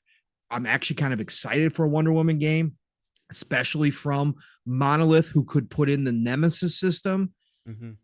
But now we haven't seen Wonder Woman in 2-3 years, Mav. Nothing, zero, zilch, nada, not a word. I just hope internally it didn't change into something else, right? And all of a sudden they came down and said, "Ooh, yeah, we gotta change this up. We want to find out how we can make this a live service game." This is an amazing thing you just made. It ain't gonna really fly. You got to tweak it to be more. Yes, there's needs to be more things that people have to feel like they need to buy. So let's bring in this economist to figure out how to make people feel like they need to buy this stuff and put it in your game. Right? Correct. Absolutely. That that's kind what of I'm mentality is, yeah. Hopefully we'll find out soon. Black Moon X359. I saw your question in the chat for me and Mav. We're going to talk about this a little bit when we get to the GTA news. Black Moon X3599. Shout out to you for joining us in the chat, by the way. Shout out to you for tuning in tonight, 2 p.m. in the PM. Love having you. Love seeing you here. Asked Mav, PM, do you think GTA 6 or GTA Vice City could be two different games? Because all GTA from 1 through 5 have been GTA with a number. Other GTA has names, no sequels to them. GTA San Andreas, GTA Chinatown, GTA Vice City, etc. We're going to talk about that because we got some tidbits about GTA 6, and I think it kind of answers your question, at least for me. I'll get Mav's perspective on some of the information we got on GTA 6 as well. So, yeah, we'll talk about that. But good question there. And, again, thanks for jumping in our chat. Appreciate you. Let's see here, Mav. We're going to get to GTA 6 here, everybody. We are. But let's talk about this, Mav, real quick. Because we had two big games get talked about this week. And let's jump into Mass Effect, because it was N7 day this week, Mav, on November 7th. Right. So a couple days ago, it was N7 day. For anybody who doesn't know, that's Mass Effect Day. It's celebrated by the Mass Effect community. We know BioWare is working on both Dragon Age, Dreadwolf, and also Mass Effect. Now, there has been news that they pulled people off of Mass Effect to help finish Dreadwolf. Dreadwolf will be launched prior to Mass Effect. Which they should. They need to get that damn game out. It's been forever, both of these games. I saw some curious smoke today, Mav, that BioWare themselves are putting out these teasers on both Dreadwolf and Mass Effect to make sure that the EA upper management doesn't cancel either of these games. There's some internal politicking going on, and that the BioWare team is scared that EA would cancel one of these two projects. So they've been pushing out their own teasers to the community to kind of force EA to continue to fund them. Okay. So that's curious. But anyways, it was N7 day. I'm a huge Mass Effect fan. It's It's one of my GOAT franchises of all time, right? Top 5 franchises all time, top 10, depending on the day, but top 5 most of the time. Mass Effect is absolutely beloved by me. I think Mav, you're in the same boat. You love Mass Effect. Love it. Love it. The trilogy. I need to go back and finish trilogy. Andromeda. Yeah. I like, but yeah. You don't need to finish Andromeda, but whatever. Again, I started playing it a few months ago, or like 4 or 5 months ago now, and played it as just a generic sci-fi game. I refuse to consider it Mass Effect, and I actually had a good time with it. Just call it Andromeda. If I ignore all the Mass Effect references in it, I'm cool. Okay. But anyways, a lot of people hype for this. So N7 Day came and they started this whole social media. They posted a pretty much just say, hey, thanks for celebrating N7 Day with us. We really appreciate our community. We love you, blah, blah, blah. And they had encoded that message, Mav, with some binary code. And of course, it took the internet all of about 15 minutes to start dissecting and figuring out what that binary code was. It led to another website with a countdown. And throughout the day, over the next 3 hours, they released bit by bit a teaser of CGI with a mysterious figure that a lot of people assume by the way it's dressed in the N7 coat that it's FemShep. Okay. Now, not everybody's in agreement on that. There's some people saying, hold off on that. I don't know if it's FemShep or if they just want us to think that. But it was a cool it wound up being like a 27-second trailer of this figure walking through some kind of dark, almost like storage facility. But the lighting, the atmosphere, the music, and then this figure walks out into the open, what seems like kind of like a almost like desert like or something like that area, super bright area. Very, very cool. As a Mass Effect fan, I got chills each time they showed a new piece of this, Mav. What'd you think about how they did this, Mav? Pretty cool way to do N7 Day. Did you like it? And then also, Mav, we got more information from Grub. Shout out to Jeffrey Grub over at Giant Bomb now. Work over there. Of course, on his show, he did say he had put out a post on X that it was going to be a while. And then he followed that up on his show saying not to expect Mass Effect. Get this, Mav, until 2029. That's right, folks. 2029, sir. So we'll have new consoles by then. It'll be launching with the next gen, basically. So maybe that's a good thing. Man, what do you think about the teaser? What do you think about the time frame here it's going to take for us potentially? Again, that's Grub. He's usually pretty damn good. He knows his shit. 2029. What do you think? I think by that time we'll need another remaster of the Legendary Collection. No, it's first off, I'll get into like it's cool. Like I like the community engagement for N7 Day and releasing a trailer and stuff like that. They got to do something to, they're trying to keep that day alive, for the community. And they already teased Mass Effect a few years ago already. So I think if I'm the I think I'm just in a bad mood today. I don't know, but I've been in a bad mood too, so don't get me wrong. Yeah, the pessimist mood in me is kind of like they just put this together just to have something for N7 Day, and it actually doesn't fucking matter whatsoever. Like, which is cool, I guess. Yeah, you know what I mean. Yeah. But it's just like it doesn't honestly get me excited or anything for the next Mass Effect game because I want it actually officially announced. I want to have something about the game, and like teasing me for years doesn't excite me. Like I don't want to be teased for 6 years. I want them to give us some actual information, Right. No, and I agree. Without actual information, these little things mean nothing to me except hey, this franchise still exists. So I'm like, cool, yeah, it's awesome in a way, but it's like fuck you for not doing this a long time ago and sooner and getting us these games more on a timely manner. Since Anthem got canceled, the only thing from or for canned or what, you know. The only thing we've gotten from BioWare is the Legendary Collection for Mass Effect, which is like, I mean, it's great. Yep. But like that came out years ago now, and there's still no Dragon Age. Mass Effect might be 2029. And this is still not the BioWare of old either. Yeah, and I'm gonna sit there and smile like, yes, yeah. What? Give us some information. Does nothing, right? So, you know, I want to be excited. I really do, right? But it's honestly, it's just like this little. Yeah. It might as well be a fan fiction video. Fair enough. You know, I mean, honestly, I understand where you come from. Two of my favorite franchises.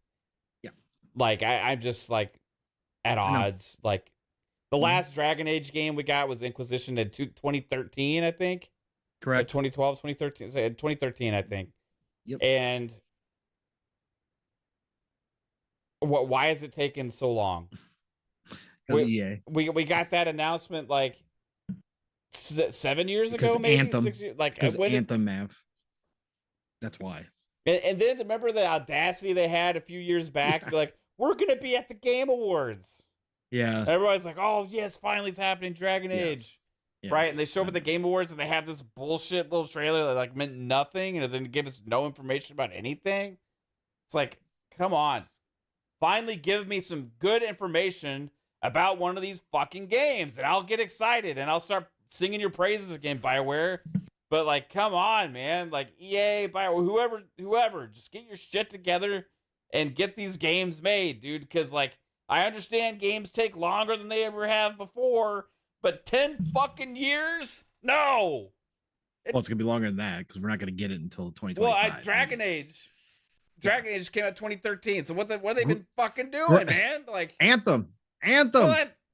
That shit, like they put their B team on that one. Remember? That was no, they were pulled. They were pulled people. It's like, come on, give us some games. And that's what also Grub said 2025 for Dragon Age 2. Just so you know. So yeah, I think EA 12 years. I think EA like canning Anthem was the stupidest fucking decision. Of course it was. Of course it was. Like it was so dumb, man.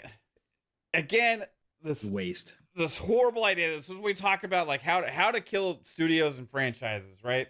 Okay, so what you do is you build up this hype for this franchise, get everybody so excited about it. Oh, it hits a rough spot at launch. Oh, we need to make sure we rework this. Okay, we're gonna halt all the current planned content in lieu of redoing the whole thing. We're gonna give you 2.0. You know, we're sorry, we apologize. We're gonna rework this whole thing. We're gonna have the EA has a town hall meeting. Shit's gone bad. Don't look for exciting things in the future, right? At town hall meetings is what they said. All right, we're gonna redo this. We're gonna Anthem 2.0. It's gonna be fucking incredible. We're gonna really make this game right for everybody that bought it and all this kind of stuff, right? So, but in order to do that, you have to be patient. All the ongoing content we had planned, that's already been talked about, and we had told you we're going to pause it. So your game's not going to get supported while we do this, okay? So be patient with us, but it's going to get fixed. You already fucking killed the game when you decided to do that. Oh, all of a sudden, why is our engagement even further down? Why is nobody even playing this? Because you stopped supporting it. It's a games of service game. You stop supporting it. You kill all the ongoing content that was already planned. And then you're like, oh, I guess this isn't worth saving now, so we're not even going to launch 2.0. And then now, because of all this shit, we still don't get Dragon Age and Mass Effect? Come on. I'll celebrate in 7 Day when there's fucking something exciting to celebrate. I wasn't expecting all this, man. God damn. Good shit. I'm serious. Like they lost me right now. I don't think you're lying. Excited. I don't think you're lying at all. I don't think you're lying. Okay. But yeah, I mean, I feel a lot of the similar things that you do, Mav, especially since I know, like I'm I can't be excited because it's not the BioWare of old. And until they prove me wrong, I can't trust that either one of these two games. And I don't have the same love that a lot of people do for Dragon Age. I like the games, but I don't have the same love. After 2, I didn't, again, they're great games. I like them a lot, but I don't have them as one of my favorite all-time franchises like a lot of people do. But for me, it's just that, again, the old BioWare is gone. It's dead. It's been buried a long time. They've lost almost 90, probably 95% of the talent that was there through those glory days. At least a couple more of the big ones left earlier this year. BioWare is a shell. It's a shadow of its former self. And so from that standpoint, I don't have a whole lot of confidence to begin with. And I feel your sentiment as far as how long it's taken them to do this and the teasers over time. Would I rather have teasers than dead silence? Yes. I will choose teasers over dead silence any day of the week. The reminder that they're still working on it works for me. Again, as they went through the day and gave out bits and pieces of this 27-second teaser, I did get goosebumps. I got goosebumps hearing the music. I got goosebumps of the atmosphere. Got goosebumps potentially thinking that is FemShep coming back again, that they are going to go back a little bit. Not they're going to still be in the future, but that they're going to bring back Shep. That gives me hope. And I guess that's basically what I get excited for, is the little bit of hope that these teasers do give me. But you're right. Overall, your sentiment, I agree with. Like, again, give me something more. It has been 10 years now since Dragon Age Inquisition. It has, we can't forget Andromeda. It's there. Again, I just played it recently, but I want that to be forgotten. I don't want that to be a thing anymore. That when I think about Mass Effect, I think about how great the trilogy was, and then Andromeda. So I would love for them to wipe that away. And unfortunately, it doesn't sound like we're getting that for another freaking 6 years. So if Grub's right. So I agree with you. But I like the passion, Mav. I like the passion. Even when it's on the negative side, I like the passion because it means you care. And we both have love for BioWare, right? We both absolutely love what they meant to us in our gaming history. Again, Knights of the Old Republic, for me, along with Mass Effect, just, again, goats in my gaming life. So I do feel you. I do feel you, brother. So, all right. Sorry I brought that up and brought your negative side up. It's okay. Hey. All right.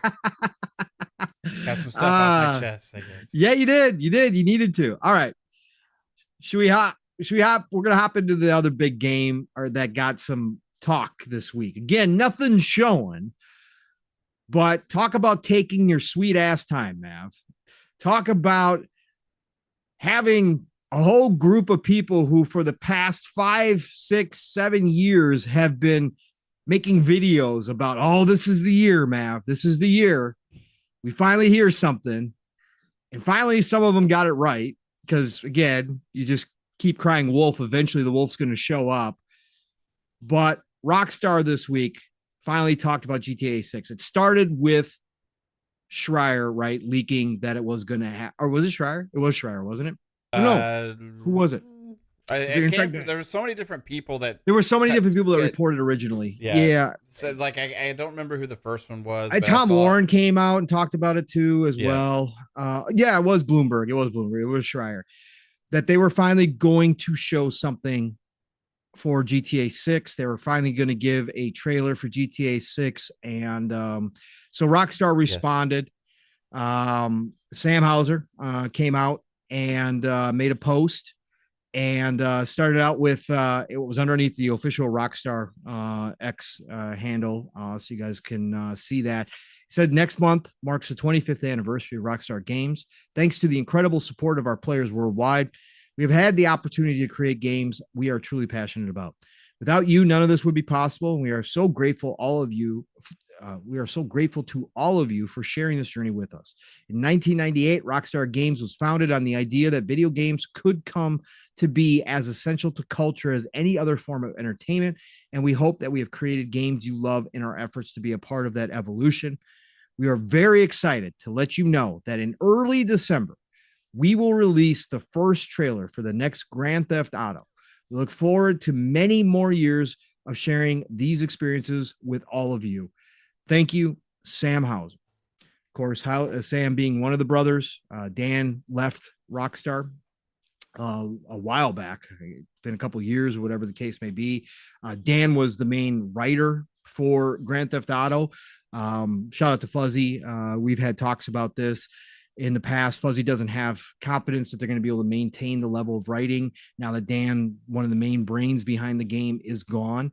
But obviously, Sam Hauser was excited to announce this and get this out there. So early December, Mav. Now, your household, especially, Mav, are huge GTA fans. Your wife, again, her infamy. God, I can't speak tonight. Is legendary on GTA Online. She has a huge amount of hours into Grand Theft Auto Online. I think you do as well, sir. You okay, are not too much, honestly. But you haven't played. You played pretty. You guys played together a lot. Yeah. So you got a lot into it. You got more than me because I don't play GTA Online. So I've got probably 2 hours into GTA Line long ago when it first launched. Not for me. Right. I haven't been a giant fan of GTA since number 3. That's where number 4 was good. Wasn't great in my opinion. It was good. Had a good time with it. 5, I played it, but what I wind up happening now with GTAs is that I play the single player sandbox. It is a great sandbox, but I do get bored of it very quickly. And the story in 5 didn't grab me. Switching between the characters and all that kind of stuff. Again, not the first time, but again, just nothing grabbed me from that game. I know blasphemy. I hear y'all. But so for me, obviously, this will be day 1 for me whenever it does finally launch. I think we're both in agreement. We still think next year, according to the earnings reports. They, by the way, Mav, they also had their earning reports and they didn't change any of the projections. Right. So that says to me it's coming next year. Yeah, that says to me it's coming next year at some point. I will be there day 1, of course. Again, I'm not going to miss a Grand Theft Auto launch. Vice City to me is peak. That will always be my favorite one. So let's just talk about this and we'll get into some of the little bit of information that also kind of came out about what we know so far about Grand Theft Auto. But Mav, I know obviously if Kaitlin was here, she'd probably still be yelling because she's so excited for the next one. What are you thinking about? Let me ask you this, Mav. They said early December. I want to know how you felt about them finally saying something about this game after all this time. But I also want to know early December. There's some people out here thinking the video game awards. And I want to know what your opinion is. I'll give you mine afterwards, but just go. What are you excited about this? I think they're timing it with their 25th anniversary. So yes, if that lines up with the Game Awards, then yes. If not, then no. Right? Okay. But I think there may be a mention of it at the Game Awards, regardless. Okay. Keeley was trying to hint towards that, I think, right? Yeah, you get a post right afterwards. Yeah, let's say that it's like, I don't know what day the Game Awards is scheduled for. Have they already announced the day? It's the 7th, I want to say, man. Okay, so 7th. Do we know what the 25th anniversary date is? I just looked it up. I was trying to find if there's an exact date. And I'm if somebody knows in the chat what the exact is it a 25th anniversary of Rockstar or GTA? Of Rockstar. Okay. It's of Rockstar Games being founded. They were founded in 1998 in December. Okay. But I don't see an exact date. Everybody knows it was December, but nobody knows for sure. Like, I don't see it. Maybe the Game Awards would make sense because they already know there's going to be a huge audience, but like, whatever they show and however they show, it's going to get viewed so many times. Like, it doesn't really matter where they put it. Like, it's the X post in the first hour, Mav, had 30 million. Views. 30 million. Anything GTA just blows up, right? Yes. I think that what I wouldn't be excited about if it was like the in 7 day Mass Effect teaser and then it comes out, hey, this game's going to come out in 2029. Yeah, it's like, which we don't think it's going to happen. We think it's next year. No. So that's the VGAs are December 7th, by the way. So that's the most exciting thing for me is just that this could start this train of marketing for GTA 6 leading up to hopefully a launch later next year, right? And I feel like it will come probably in like the second half of the year, most likely, and it'll be fucking huge, man. It's like GTA 5, I'm kind of with you. I didn't actually like the campaign as much as I did GTA 4. GTA 4 is actually my favorite GTA. Like, and that may be like most people would say San Andreas, right? Or Vice City, you know. For me, GTA 4, I just the campaign, the story, I just absolutely loved. I loved it. I loved the character. I loved Nico Bellic and like the whole story there. The characters in GTA 5 I thought were good, but none of them like I really enjoyed their story as much as Nico's, right? So, but the gameplay was so good in 5, and what they ended up turning in the online to over years and years just took on a life of its own. It just became a fucking monster. And even the update that they released on this generation, when they launched it, they did release it at only like $20 for this update this gen, and it was like really transformative. It made a huge impact. The game's actually still looks gorgeous. This game that came out back in the 360 PS3 era, like, still looks good today because of all the updates and everything they've been putting into it, and you can still have a blast. Kate, she got lost in playing GTA for like 2 years straight, like almost every night. It was crazy, dude. Like, for hours. She was like multi-millionaire in there now. She has like all the businesses and like everything. She's like done just about everything there is to do now in that, it seems like, in that game. So she's really excited, especially for the online aspect, that's more of what I'm going to be curious. How are they going to handle that? You know, those are the questions I'm going to have. It's not my favorite Rockstar franchise, right? You know, so Red Dead.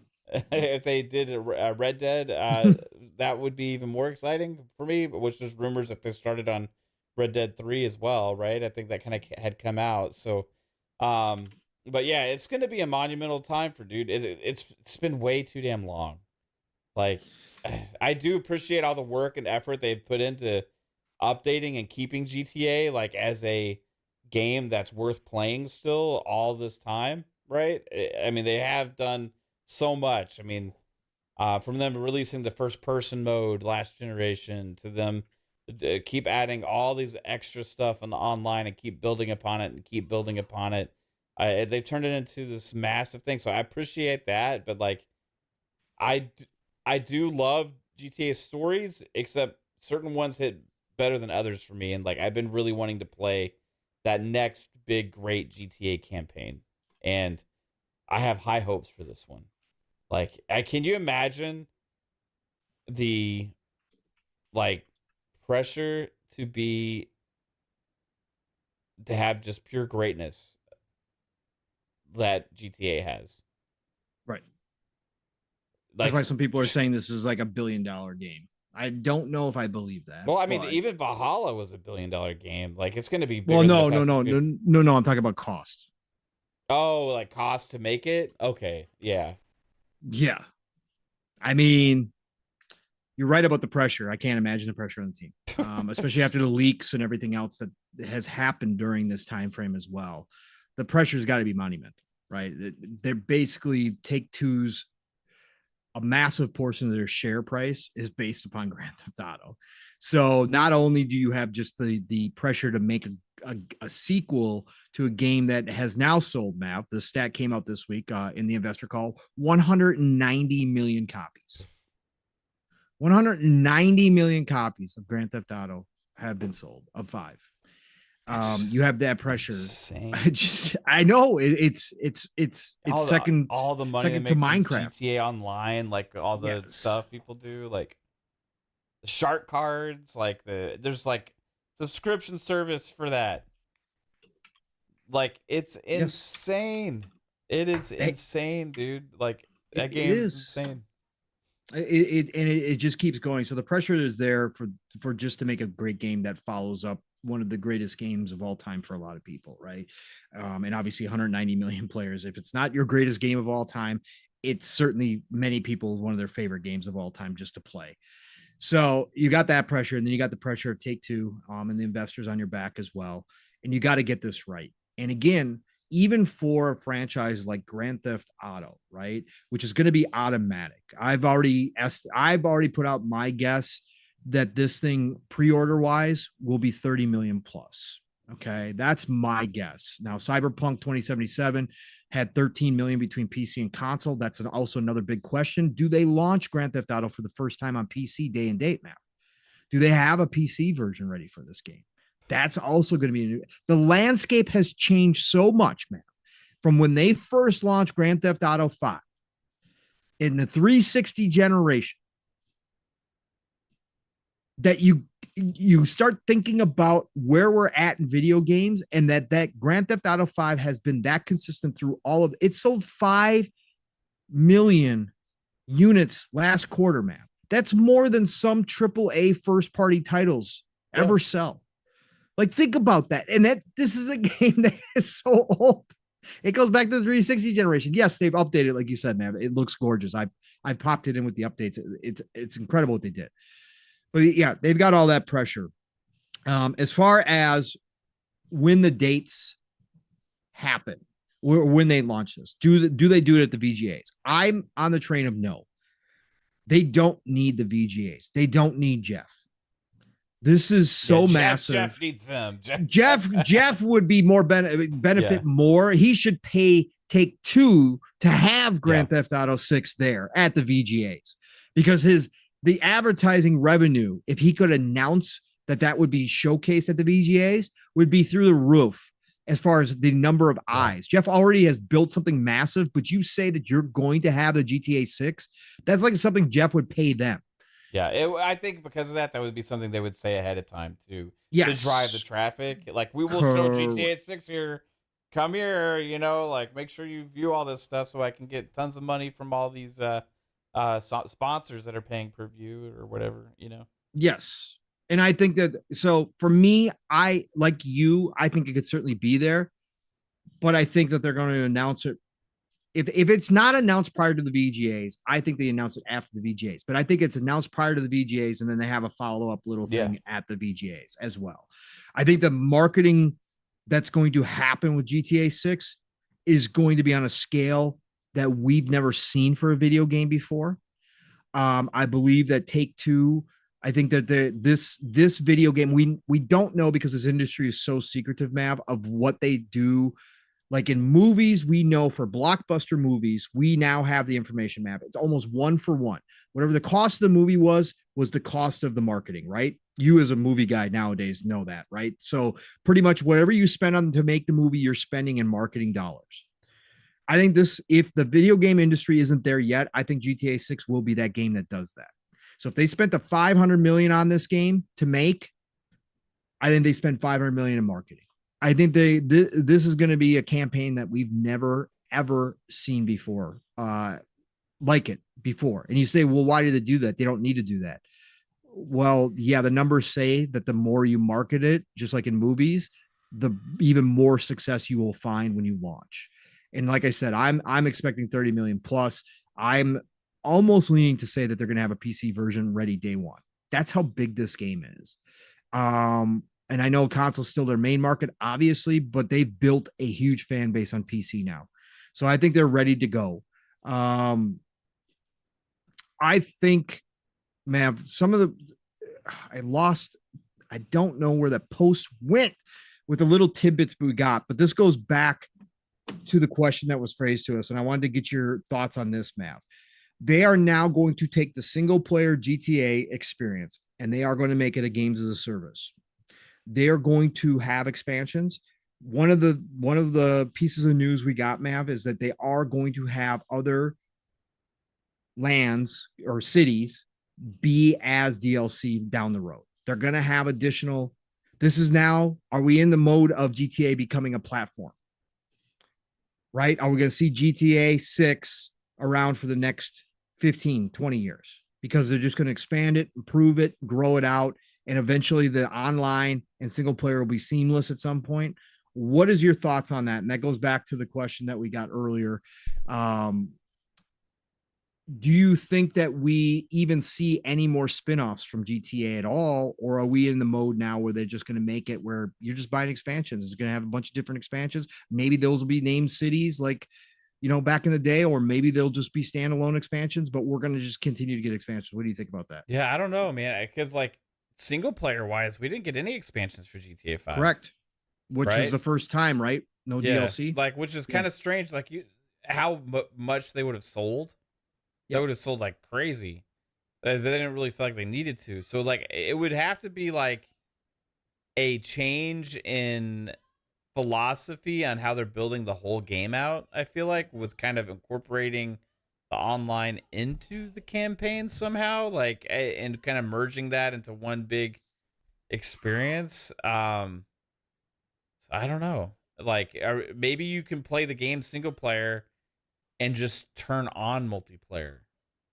You know what I mean? So like it's the same thing. So all of a sudden you can like, all right, I'm gonna play this whole campaign, because like if you think about it, it's like in GTA 5, it's like the same map, right? And then you go, but you have to load in separately to multiplayer. So like, what if we're these days people are kind of more okay with always online? Like, so they hate it sometimes or whatever. But a game as big and ambitious as like GTA 6 is going to be, like, I feel like that's something they would probably push back there. I think back to also things that they had talked about a long time ago at 2K, when they had talked about implementing this new AI technology and all these kind of things that were going to change the gaming, and it was going to be cloud-based, right? Right. A cloud-based AI for like realistic traffic. The traffic's going to drive like they actually do. They're going to react to you and the world around you and all this kind of stuff. And like, there's going to be more of a living, breathing world that they're creating using AI and cloud technology and stuff. And these were things that like they were really talking about. It was probably like 3 years ago. They really started talking about that. And I think a lot of people just kind of forgot about it. But that's something that we talked about that's going to be big for GTA, and that's what the driving force was for that technology, right? So that requires always online also, right? Obviously. So if you already have this always online connected game, right?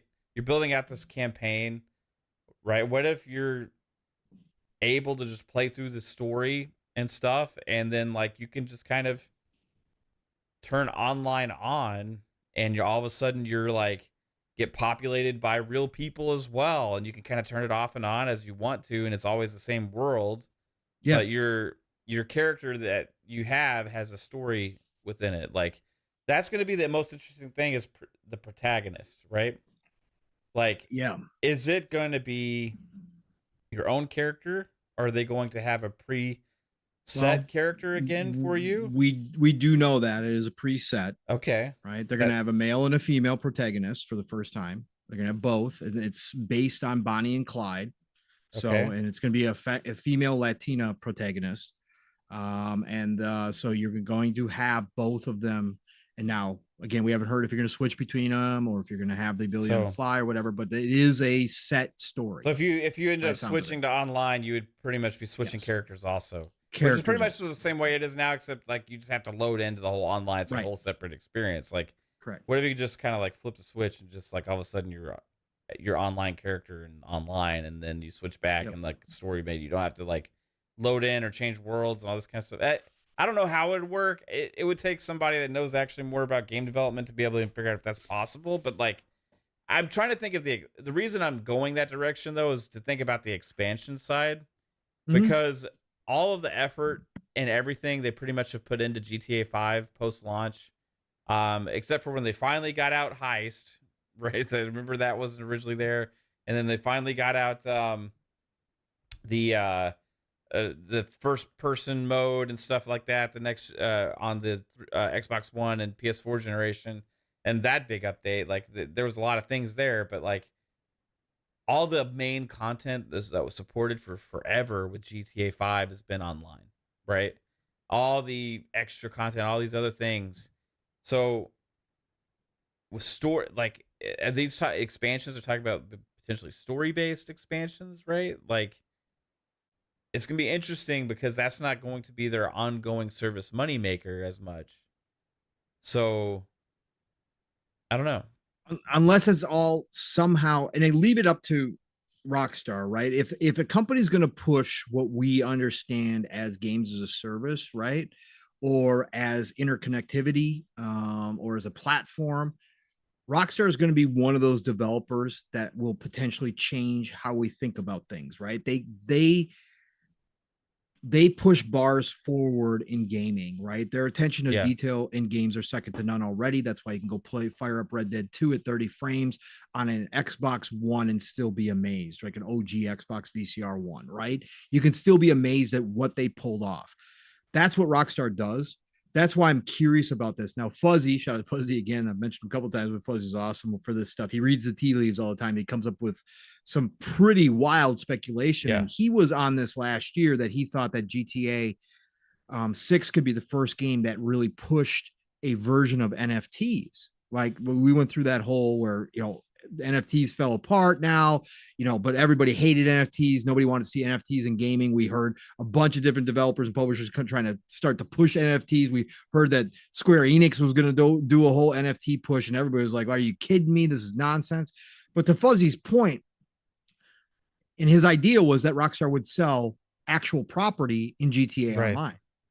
Right, where you could own an actual plot of property in the online game. It wouldn't be the first time. There's been you would be the only owner of that. You'd be the only owner of that house, right? And that would be basically essentially an the only NFT. thing like to that, like, and I had thought the same thing, and I kind of agree with them.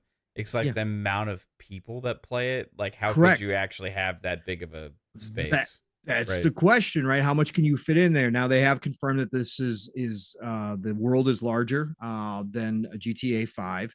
There's going to be more interior as well than GTA 5, which is always good to hear. That's one thing I've always wanted them to push was the interiors.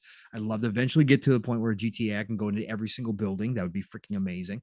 But I'm just saying that overall, even if that doesn't happen, right? It's just that Rockstar generally does break barriers and think of things that maybe we don't consider normal, and they're so popular that they can get away with it and push things a little bit further. Again, GTA Online did a lot of things that people weren't expecting it to, and as it evolved, it did even more, right? So Rockstar has always been good for that, and I think that this, again, GTA 6 is going to be the biggest selling of the game of the year when it drops. There's no question. It's going to be instantaneously one of the biggest games sold. So I just think that Rockstar could be thinking of these things like you were talking about, Mav, and having it interconnected with GTA Online in some way, shape, or form. However that looks, I don't know, but I think they could make that almost a seamless transition, like you were talking about, between playing single player and then moving into the online space. Because again, the more seamless you can make things like that, the more engagement you get from people. Yeah. Because again, if it makes it easy for Kate to go into the single player game because she's really enjoying the story and she's playing, but then all of a sudden she gets a bug up her butt and she wants to play online, and she just seamlessly transitions over to online while she's still in the same gameplay session, you're going to keep her in there. You're going to be less likely. But like I said, I want to see how Rockstar has evolved this formula, Mav. The sandbox is freaking amazing. Again, up there with Bethesda as far as sandbox goes, different. Again, different. But like you said, AI stuff that we think that, Rockstar could push in a whole new to a whole new level, certainly could. I want to see how they've evolved this formula, because the landscape of gaming has changed. Not that this isn't going to be the biggest seller. It is. I said that years ago that this would be the minute it drops, it's going to be the biggest seller. Every time they release one, they set the new bar. They set the new bar, but the landscape has changed and people do have more to play now than ever before. How do you make GTA continue to feel fresh, to continue to feel different? How do you keep people that are playing GTA Online for the past, whatever it's been? How long has GTA Online been around? Was it been now? Since like the year after the game came out. Yeah, that's what I thought. It was like pretty close, or like wasn't it? a few months after the game came out originally. So how do you keep those people going, right? How do you keep them from going into the GTA Online and going, oh, this is just more GTA Online. I've been playing this same stuff for this long. Maybe it's time for me to try something different. Not to say that it happens, but I'm saying that in this day and age, there is more opportunity for people to go do something else. So I want to see what Rockstar does. And they are some of the top devs in the entire world. And they, like you said, Mav, and like I said, they always push the bar forward. I want to see what that bar is this time around. I'm excited for this. I'm excited. Even as a not the biggest GTA fan of all time, I'm still excited for this because I want to see what they do. They've always innovated, Matt. Always. So still says it came out a month after the game came out. Month after. Okay. Yeah. All right. I was never a big GTA online player originally. Like I didn't really get into it till later, you know. I tried it at launch when it originally came out, whenever that was, a month later, 3 months later, whatever.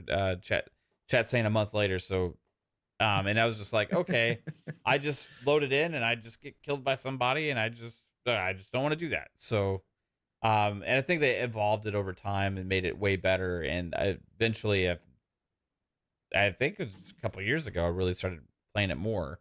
But I do wonder, like the main thing is like with the expansions and stuff, this is intriguing. Yes. The city expansions, more different cities. So like how, like, that's what I'm curious about, like how they incorporate that. Like, because I personally want story-based expansions, right? Like GTA 4 had 3 great ones. I think there was 3, maybe there's 2. And they had some really awesome. It was like critically acclaimed. They did the same thing with Red Dead Redemption 1. Remember they had Undead Nightmare. Amazing expansion, right? Everybody loved it. But Red Dead Redemption 2, no expansions, nothing like that. So the rumors about these expansion things has me really intrigued. It just is kind of against their MO for kind of what they've been doing to support these games. So we'll see how it goes. I'm laughing because the chat is going wild with different ideas. But Bullwulff, shout out to Bullwulff, said that he had heard a rumor a while ago that the law in GTA 6 will do detective work on your crimes while you're doing free roam and pursue you until they get you. That would be interesting. Bro, well, there's gonna be that like would be a an lot advancement. of crimes, though. Yeah, they're gonna keep them busy. That's what I'm saying. I'm gonna be like the #1 mass murderer everywhere. Like speaking of that, I would love if Rockstar made another LA Noire. Yeah. Detective work. Yes. Oh man. Yes. So there was a little bit of smoke behind the scenes on a new LA Noire too. So I want to buy the updated version. It's always on sale for $10. Yeah. I gotta buy it and go back and replay it again. Jasper goes in-game OnlyFans with your GTA character for the NFT shit.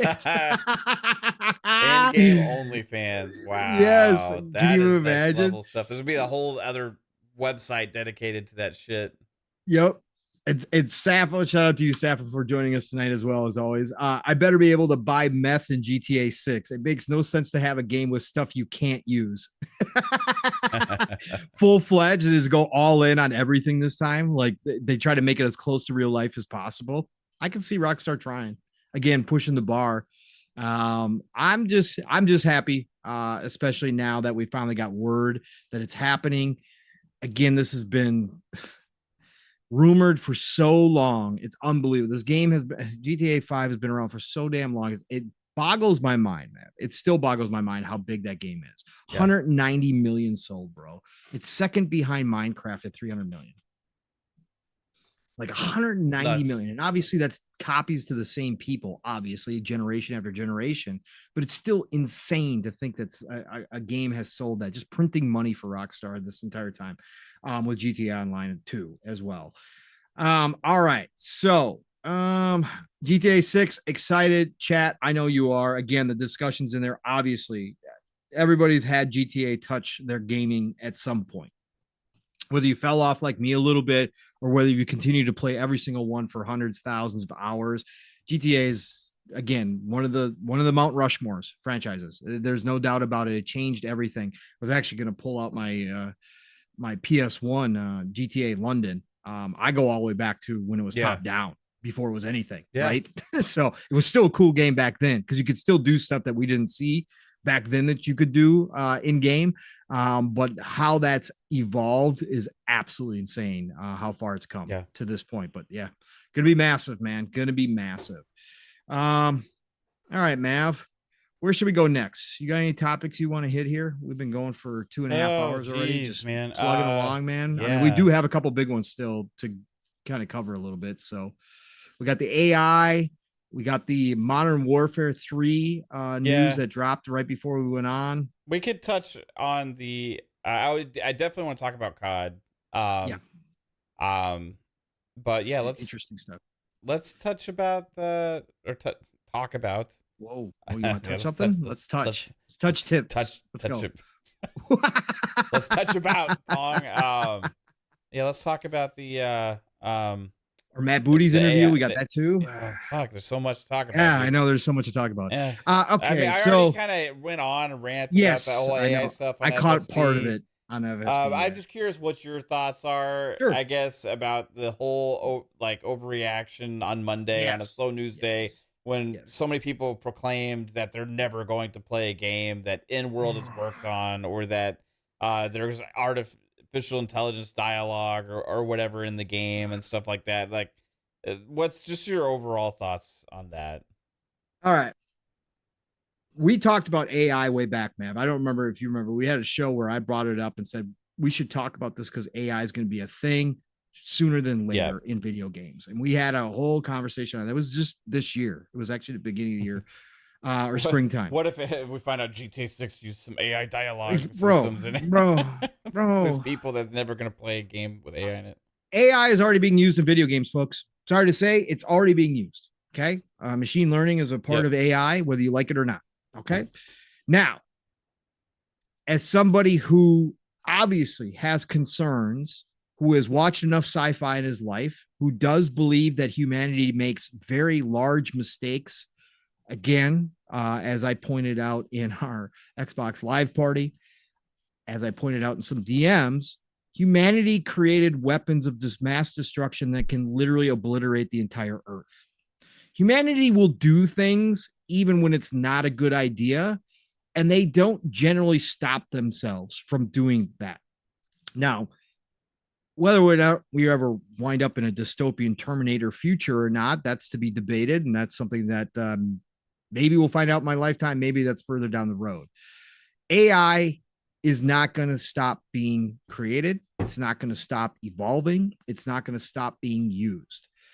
Does that mean that potentially humans could find themselves losing their jobs because of AI? Absolutely. Is that awful? Yeah, it is. It is awful. But businesses being businesses, money being money, and that's not changing any time that I can see in the future. They're going to push forward with that. In fact, my job would be one of the easiest ones to replace with AI eventually, once it gets good enough. Okay. I've already thought about that future happening before I'm really old and don't work anymore. Okay. AI, I do have reservations about.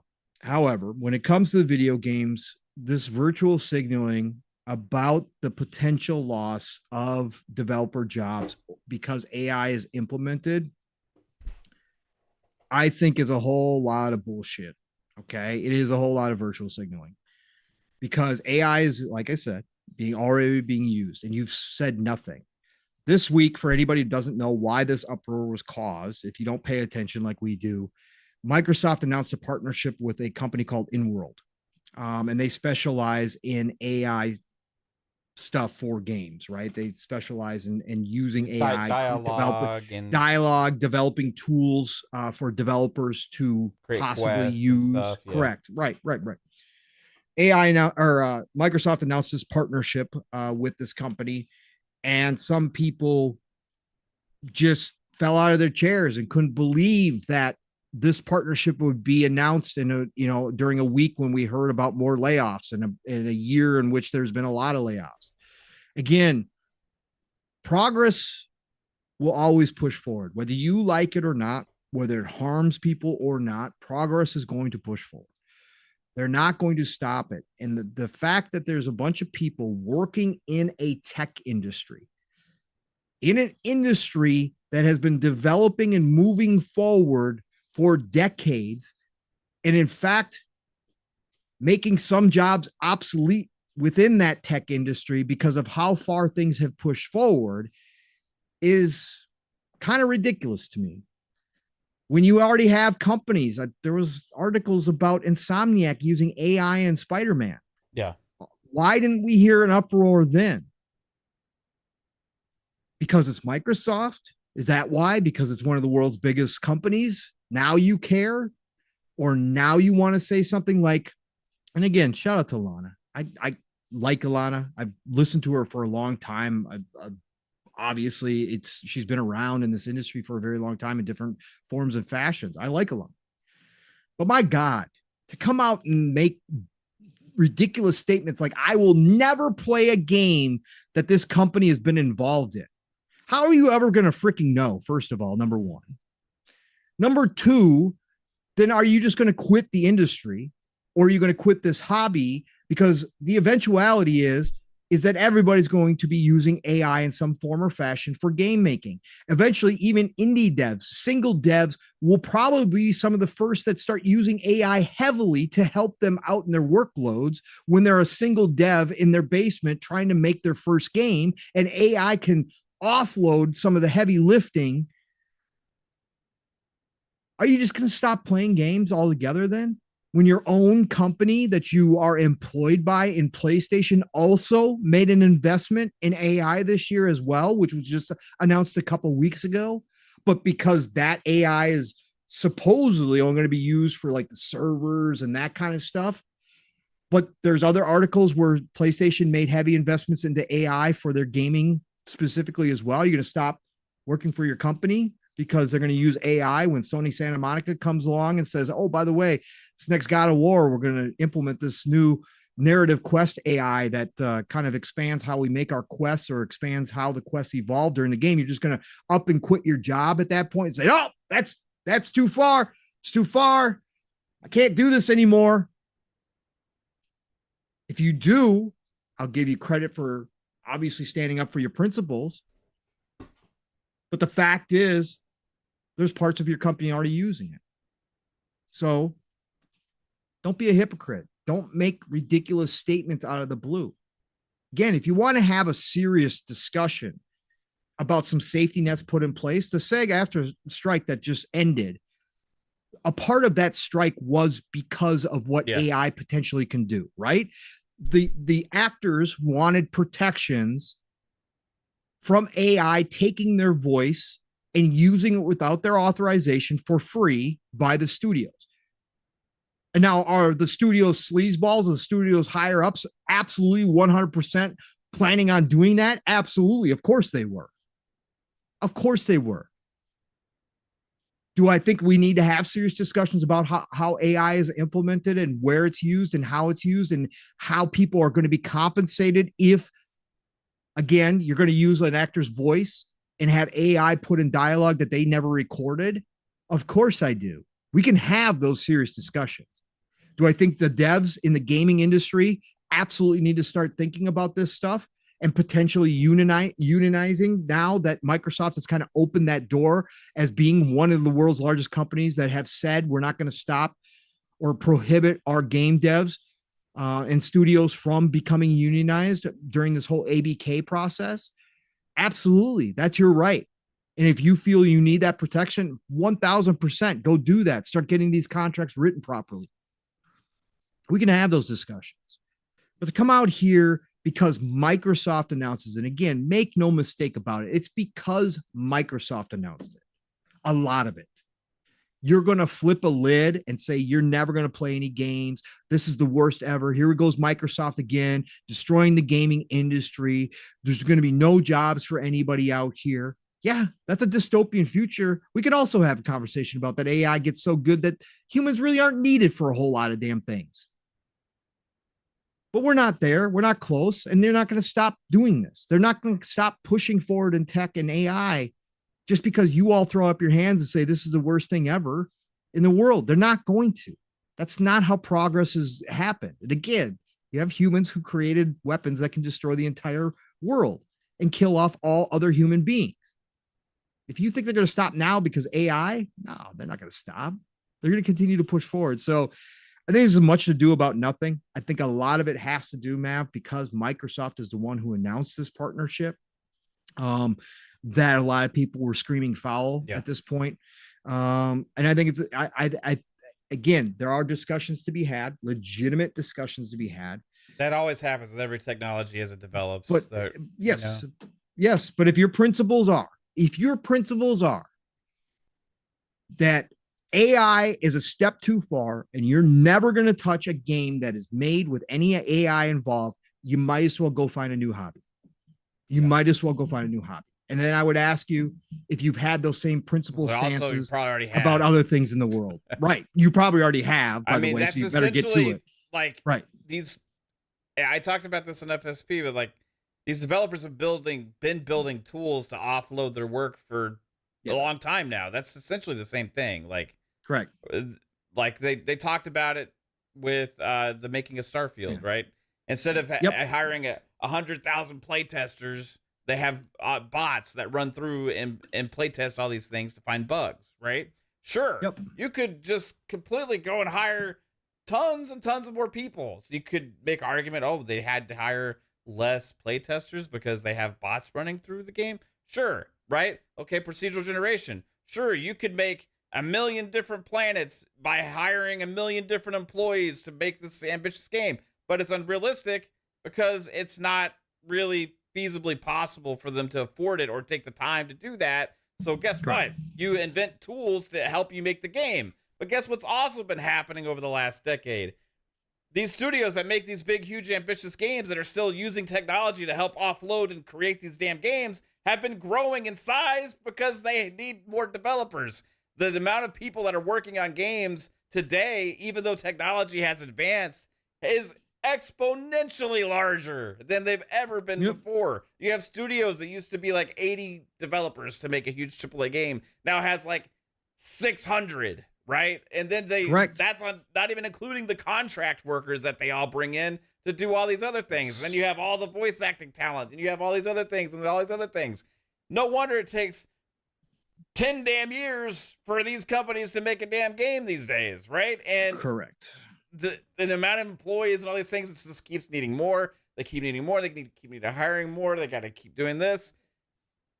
By God, if there's a tool out there that could help them, that could actually take some of the relief off and actually help them be able to get these games out sooner and might cost a few jobs. I'm sorry if I'm going to be the insensitive asshole out here, but at the end of the day, these studios have still grown over the last decade exponentially, and these other companies are still forming. Guess what? They have employees. They're still, if you just want to talk about the overall aspect of employees, yes, they have employees. Maybe not as many as they will replace, right? For sure. But that goes with all technology and the way the world's been moving for forever now. And do I think that all of a sudden they're not going to need any more developers to make a game? Maybe not. Like, they're going to need lots of developers to make these games. They're going to maybe need a few less in certain positions probably over time. But like, it's just like this whole overreaction of like, I'm never going to play this game. It's like, we got to see how it plays out. Like, you don't even fucking know what the technology is probably. Like, when you're saying these things, like, it's just, I don't understand the overall just huge outcry on stuff when you've been playing games that have the same core elements behind it for a long time, just made by the developers themselves to, guess what, help them not need as many people. That's just what it is.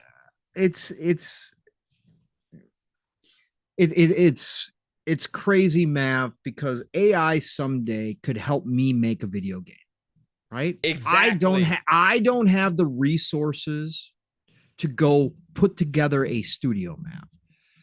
But you're honestly going to be telling me that if I have a great idea that I want to get made into a game, and so at some point AI is good enough that it can help me through the entire process, and I can create an indie game created with AI, but with my imagination at the end of the day, that started the world, that created the lore, that did a lot of the heavy lifting as far as the creative process goes. But I'm not going to at age, let's say 60 by the time AI is good enough to do this. I don't have the wherewithal to become a programmer, to know how to compose music, but AI does. And I create a great game that millions of people enjoy. Are you going to say that game should never have been created just because AI was involved? Are you saying that the world was worse off, that the people who enjoyed that game should never have experienced it because it was created with AI? That's where we're going to be at? I don't think so. Yeah. And shout out to Fuzzy, and credit goes to Kay Asante for first finding the article, but Fuzzy reposted it in Fun Speculation Fam as an article. And this is from Kotaku. That's why I never saw it, because I will never click on Kotaku, but I'll do it this time because it's relevant. They just did an article October 23rd, 2023, Mav. AI is already transforming voices in the biggest games. Cyberpunk 2077 and God of War. Alana, you worked on God of War. Experimented with AI to change voice actors. And for Cyberpunk, I had forgotten about this. I do remember this story that one of the actors from Cyberpunk had passed away. He did some of the Polish work. With the permission of his family, they turned to AI and recreated his voice for Phantom Liberty. So they didn't have to recast the character. Okay. God of War, the actor who plays Atreus, his voice had deepened since they made the Atreus for the first time in God of War 2018. His voice had deepened. So they used AI to reverse it and make it sound more age appropriate. So yeah, like we said, AI is already being used. And to Matt's point, which I didn't even get into because obviously I let him run with it, but it is a good point, Mav. We've talked about this in the past. I just talked about this again in our last topic, that there might be a day of reckoning that comes to the AAA games market, that these games budgets are getting way overblown. And a lot of that has to do with the amount of devs that are working on this. Some people would say this industry, while it's great there's so many people working in this industry, there would be a lot of people who say efficiency wise, it's bloated, and that there are too many people on these teams working on these AAA budget games. And if it comes to a point where the AAA market does have to cut back, where these big time publishers and dev studios do look at themselves in the mirror and say, we can't do this anymore, it's not sustainable, and they do have to cut back, and all of a sudden a team that was 500 is now 250, and their budget goes from 250 million to 100 million. And yet we as gamers still want these big, huge experiences, right? Like a Starfield. But with that kind of team, it would take them, let's say 10, 15 years or 10, 12 years to make the game by that point, with that less development cycle, or with the less resources at hand. But they could turn to AI to offload a lot of it and still give us that big, giant experience at a lower budget with a smaller team. As a gamer, am I going to be unhappy that they used AI? No, I'm not going to be unhappy that they used AI. Am I going to be sad for the people who did have a cut down when this industry does decide that they got to cut down in the amount of people in it? Absolutely. The human element, I will always have sympathy for. But this industry is no different than any other industry.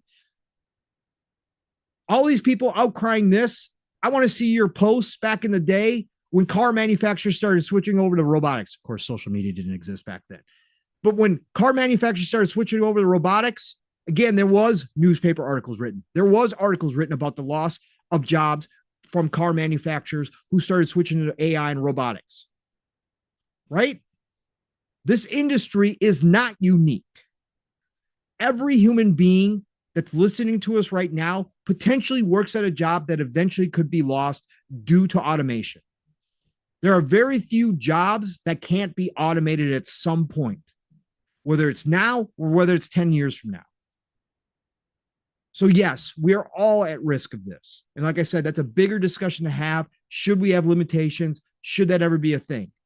Businesses are always going to say no, because they're always going to look to reduce cost, reduce labor, Always going to do that. That's big business. Yeah, it's not even just AI though. Like, no, you know what I mean? Like this has been going on forever. Like, no, that's why I brought up robotics and car much manufacturing. Just the invention of computers changed that too. Change everything. Like, yes. So the answer to the thing is, do we stop advancing technology?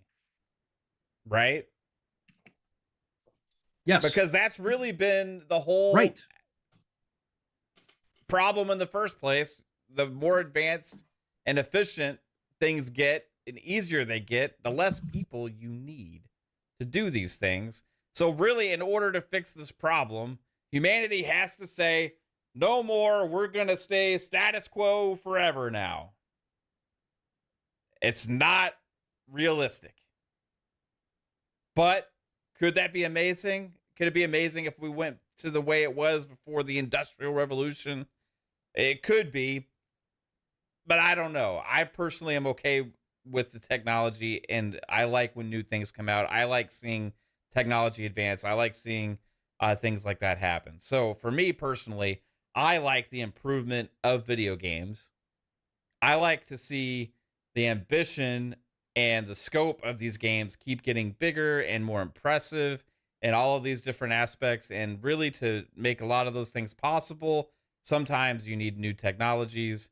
And technology is what drives all of this, and AI is one of the latest breakthroughs. And it's going to be used in all of these different industries. And if it costs some people some jobs, I'm sorry. At the end of the day, it's going to happen. And there's like, if you want to say you're not going to play the games, then just don't play them. But you probably won't be playing any damn games in the future then. And the people that it will help is also a lot of smaller developers and independent developers that are able to make bigger games than they ever dreamed of being possible before by using new technologies that come out. It will help level the playing field across companies. That will help create jobs at smaller companies because they have successful products and can compete with the bigger ones. And then all of a sudden they have growth. So there's always give and take, like with all of this stuff. But you won't tell me at all that some of these top creatives will be replaced with an AI. No, because those people are the people that drive this, and they won't rely on AI to create their master class stories, right? These are creative talents and creative people that are behind a lot of these studios that will make sure that their culture of what they kind of want to create is there. And they're going to use whatever tools they have at their disposal, even if it's AI, to help support that. But they're not just going to all of a sudden say, hey, you're the best writer in video games and you're making the best stuff for here, but we don't need you anymore because I got AI 2000 model now installed on my app. So he's going to write the whole dialogue for Starfield 2. Cherry 2000? Do you remember that movie, man? No. No? Okay. But we're just going to, we don't need, the writer that, won awards for best dialogue in a game ever. I don't need you anymore. Let's use this computer app. He'll just do it. He'll do everything. We don't need you for these big games. But who will help is like the guy, like, hey, I want to make a game. I'm not a very good writer, right? I don't have like a lot of people that can do the things. Hey, but there's technology for this. I can use this and see if I can't, what I can do, right? And you're gonna be able to see improvements across a lot of things. So for me, it's just a bunch of, we got to wait and see, try and be as responsible with it as possible. Yep. But telling people to stop advancing technology forward is not going to happen. Correct. Did you grab James Thomas's $5 super chat? I do have it here ready. James Thomas yes. with 5 says, so what about all the grocery stores and restaurants that use self-checkout? Would anyone stop eating there or shopping there just because? No, this BS. Yeah, exactly. Exactly. I Target, Walmart still doing okay. And you know how many jobs those things have created for people that get food delivery now? Correct. Like, yeah, you lose jobs some at the grocery store, but you also create jobs in other places, right? Like there's a lot of times the jobs shift into other areas and other things where it's like you can't really see it because this industry took off because this other industry declined, or like these people lost their jobs, but now there's more jobs at this other thing, and like it's just there's a lot of give and take there. But I do know one thing, that the size of these gaming companies, even the ones that have had tons of talent leave, like we talked about BioWare, even all these things, the size of these companies, a lot of these companies, if you look back to the size that they were 15 years ago, they are like astronomically larger than they were back then. Like, it's just kind of goes around most of these big publishers and developers now. And what also happens is it also creates a separate economy for handmade stuff. We've seen that in other places too, right? So games, there might become a subculture of gaming where they start promoting, like an indie studio promotes the game was made all by humans, right? That's happened in other. You pay more for a handmade silk scarf than you do a manufactured made scarf, depending on the brand. Of course. There's brands out there, but I'm just saying it creates a subculture where all of a sudden human made 100% stuff becomes more valuable than the AI generated stuff, right? I think that's what's going to happen with a lot of artists too, right? People are so worried about the artists because AI art, which I fooled around with, right, is incredible and it can create some really cool things and it's getting better all the time. But eventually, the hand painted masterpiece from a human being's mind will be worth more than an AI created piece of art, right? That's also happens in these industries as well. So I think that, again, discussions to be had, but overblown. The reaction, one company working with them over like using and really some of their stuff that they're doing is really cool, like innovative, like with ChatGPT type technology, with like you're gonna be able to have conversations with your characters, something we talked about, personalized character, like be able to create like.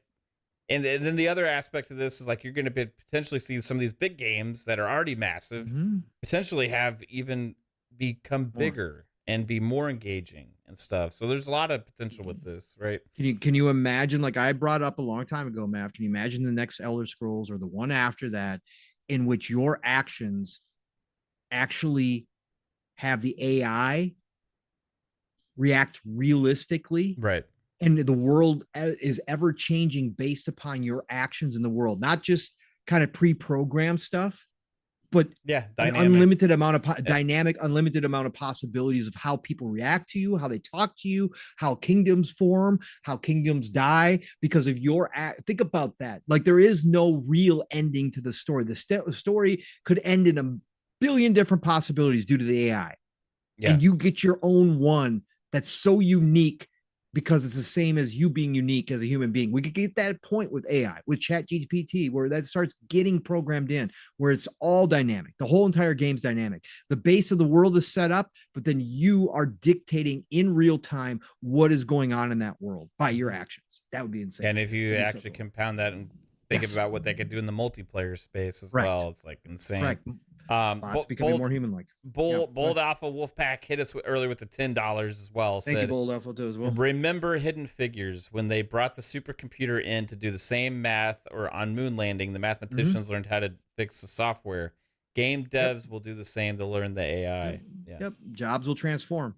Jobs will just transform. That's what will happen in a lot of ways. Yes, there will be some loss of jobs. You're going to have a lot of AI technology experts. You already see so many companies forming that we never heard of before that are messing with AI because it's a new industry really that's kind of booming. So it creates jobs too. Like it just does. Like you can't overlook that. Like but anyway. Server, and you're not wrong. Again, humanity is awful. My bar is so low for humanity that you're absolutely correct. AI is going to be very good, but there's going to be some very bad people who use AI in a very bad way. Just Absolutely. Just like almost all technology. Just like all technology, anything developed. It's crazy. Just like back in the day when the first caveman learned how to use a rock as a tool, and then another caveman used to learn it as a weapon. Oh, if I hit his head, I can crack it open, right? That's humanity. Or when you learn to start fire to warm yourself, or you use it to burn down your enemy's village. Right. You know what burn I mean? their fields. Right. Yeah, exactly. Exactly. It's like there's everything is like plus and minuses, man. There is. For sure. All right. So let's see what else we got. We did have that. Yeah, go ahead. Go ahead. Paul. I was gonna say we did have that Steam Deck. Go ahead, Pong. No, I was gonna. No. Okay. All right. Steam Deck first. OLED announced. No, Steam Deck OLED announced today. That's what I was gonna say. It was pretty damn cool. I know. That's why I just jumped on it. I was taking yours first. So okay. Steam Deck OLED announced today. Did they give a release date, Mav? Or did they just say coming soon? I don't know. I know Gene Park already has one. So yeah, they have sent them out already. Here, let's see. Does it say? It must be available because you can order them up. So they've got it. Yeah, expected 1 to 2 weeks delivery. You got it for the 256 gig mod. Oh no, that's the LCD. Nope. Reserve now. So they put up the reserves today for the 512 and the terabyte. It's got a new case on it too that's semi see-through, which is pretty damn cool. But Steam Deck is getting OLED, so everybody that's held off on getting a Steam Deck. Also, Valve came out today, Mav, along with this, and said they are working on the next Steam Deck, but that it is probably 2 to 3 years away because some of the tech that they need has not been developed yet. Hey, so I like the transparency there. Yep. So that was also cool. But yeah, if you've been holding out on a Steam Deck, the OLED is definitely the way to go. I saw some people's reactions to it and they said it's freaking gorgeous. Obviously, again, OLED is no different. Vita back in the day, the OLED versus the LCD was night and day difference. No difference here whatsoever. So yep, Steam Deck OLED got announced today. And then what I was going to bring up, Mav, real quick too, is Baldur's Gate 3. They had a breakthrough. Larian had a breakthrough, Mav. And interestingly enough, and shout out to PTK Blam for being messy on Twitter already about it. They had a breakthrough on the Series S. Shocking. Yeah. Shocking. Again, just crazy that they could get it to work, right, Mav? Yep. But what's even better news is the developers found a 34% VRAM optimization while developing the Xbox Series S port. And this optimization is not only going to allow them to bring that game to the S in their vision and the X, obviously Xbox, but the S in particular, but this is also going to directly benefit performance for the PC, Series X, and PlayStation 5. So because they had to do a little extra work, Mav, right? And we talked about this. Devs back in the day, what they accomplished on that old ass hardware on the 360 PS3 generation is nothing short of amazing when you go back and look at some of what they did. But that's because they had to work with it and had to figure out little tricks like Oblivion. The 360 actually resets itself while you're playing the game and you don't even notice it. Little trick that Bethesda learned, right? They had to learn that stuff. A lot of nowadays stuff, we talked about this, Mav. We feel like the devs just don't push themselves to just kind of do what they can do. Like, again, I understand time, I understand resources, money, all that comes into play with this. The fact is, a lot of it, they just kind of, hey, no, it's good enough. It's good enough. Get it out. So because they had to do this extra work on the Series S, all the platforms are going to benefit with a better performing Baldur's Gate 3. Hats off to Larian for continuing to bust their ass to get this to work, and in the process finding out that they could optimize and get 34% VRAM optimization. That's a huge thing. That's nothing short of that's nothing small, right, Mav? Yeah, I mean, you think maybe the Xbox engineers had something to do with this potentially as well? Potentially. Like, remember recently they were like, oh, it's a surprise to us that we're releasing this year, you know what I mean? Like or that we're releasing in December. I think there was like a target date that had leaked that they were supposed to be launching on Xbox. Yeah, and they came out and said news to us. So yeah, I think it's 2024. I think probably they'll probably backtrack on that. But at the end of the day, it's awesome that, hey, look, having to optimize your games, it helps all platforms, all the other ones, right? Yeah. And the funny thing to that, Pong, is like, I'm going to say something that I'm probably going to get shit for. Okay. Some of my favorite games this generation have been games developed for cross-gen. Okay. It's fair. And while people say that it's been holding things back, I find that me playing on current-gen hardware, I've been, on those games, been getting the most optimized experiences. 60 frames. 60 frames. like just more bells and whistles. Like, they run great, look great, and all that stuff. And, it, because there was, like, leg room, they had to, like, get this game out on the shitty old hardware, and then we get the best version of it on the new hardware, right? Now, a lot of people are like, oh, you're holding things back. But now when we get the new games, a lot of them that are only current gen, we're like, they cram all the bells and whistles into it, and like we're at the lower end of the spectrum again, right? On hardware for console. I'm speaking about console version cross-gen versus current gen only. So when a game these days honestly gets announced that it's cross-gen, I personally like, okay, that means my experience on console is going to be really fucking good, probably. Yep. But like the scope in it, like, hasn't really changed on most games, right? Correct. Like, you could say a lot of these games that are current gen only versus the gameplay elements and style of game that they were last gen, relatively has not changed. Like, I can look at Starfield maybe and say that that's kind of like the one that is the most, maybe I would not be able to play that on last gen, right? Like, with the amount of loading and all these other things going on there, like, I feel like that game just couldn't really be thought possible on a hard drive, a standard hard drive, right? Like, Correct.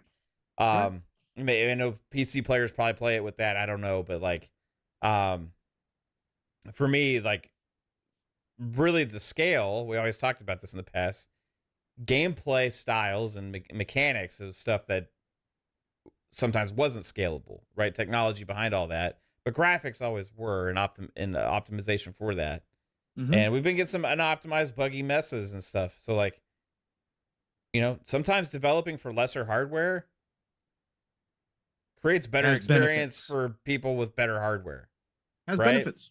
It does. Even if they're not pushing the current gen hardware to its max, because that's not the goal, because they do have to work on that older hardware as well.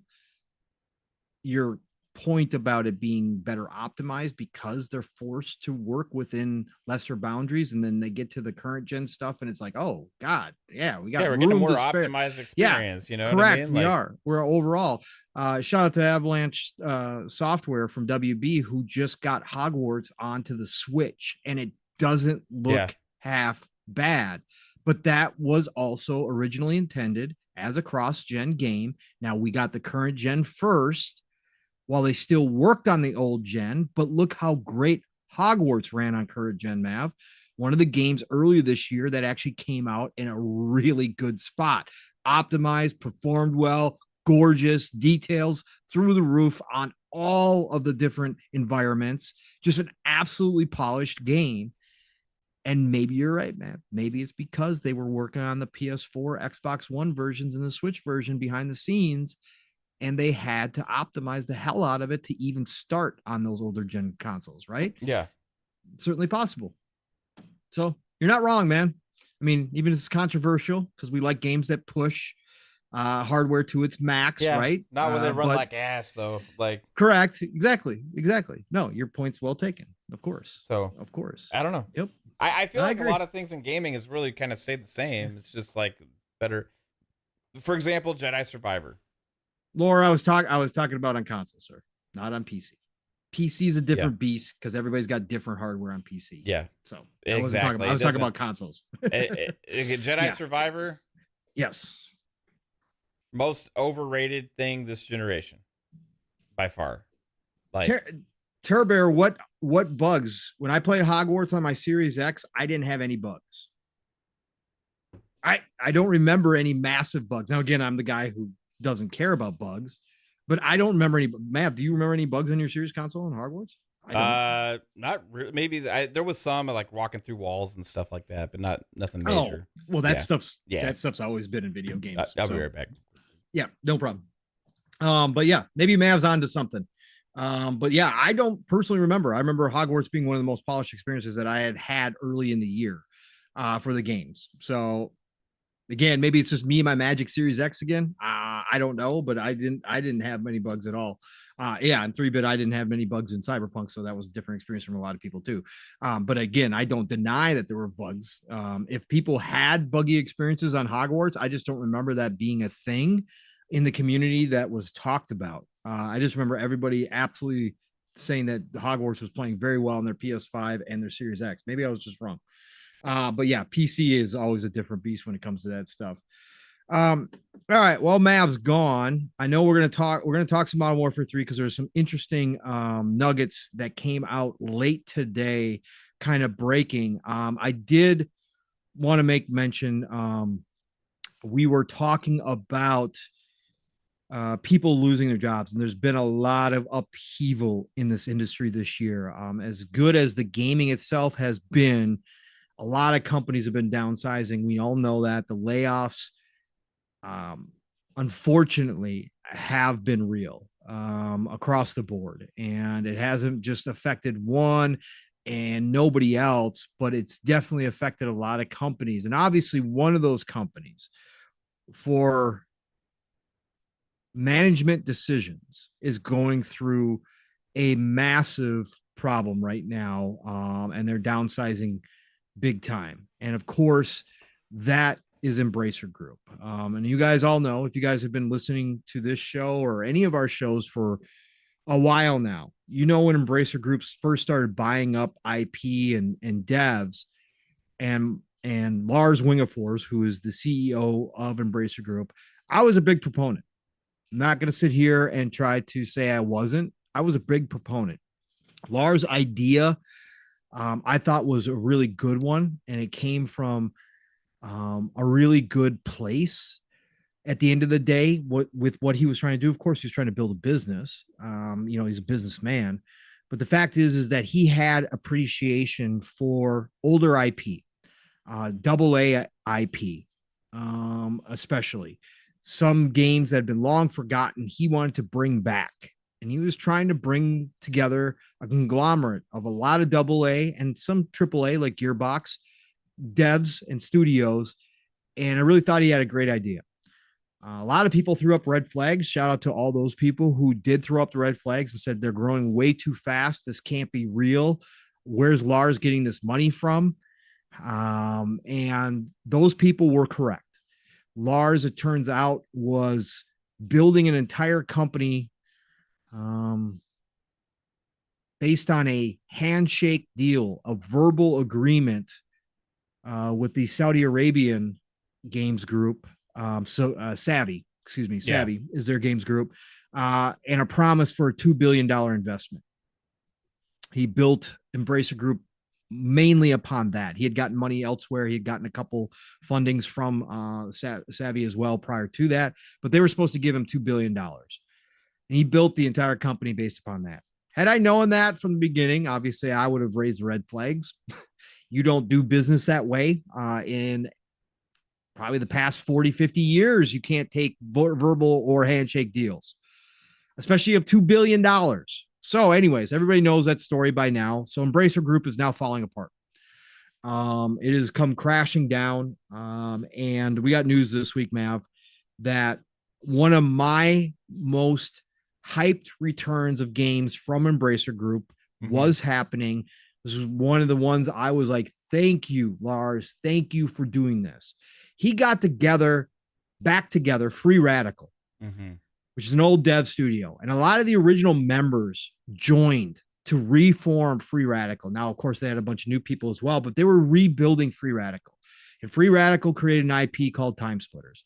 Time Splitters 1 and 2 are some of my favorite memories of playing games back during the PlayStation 2 generation.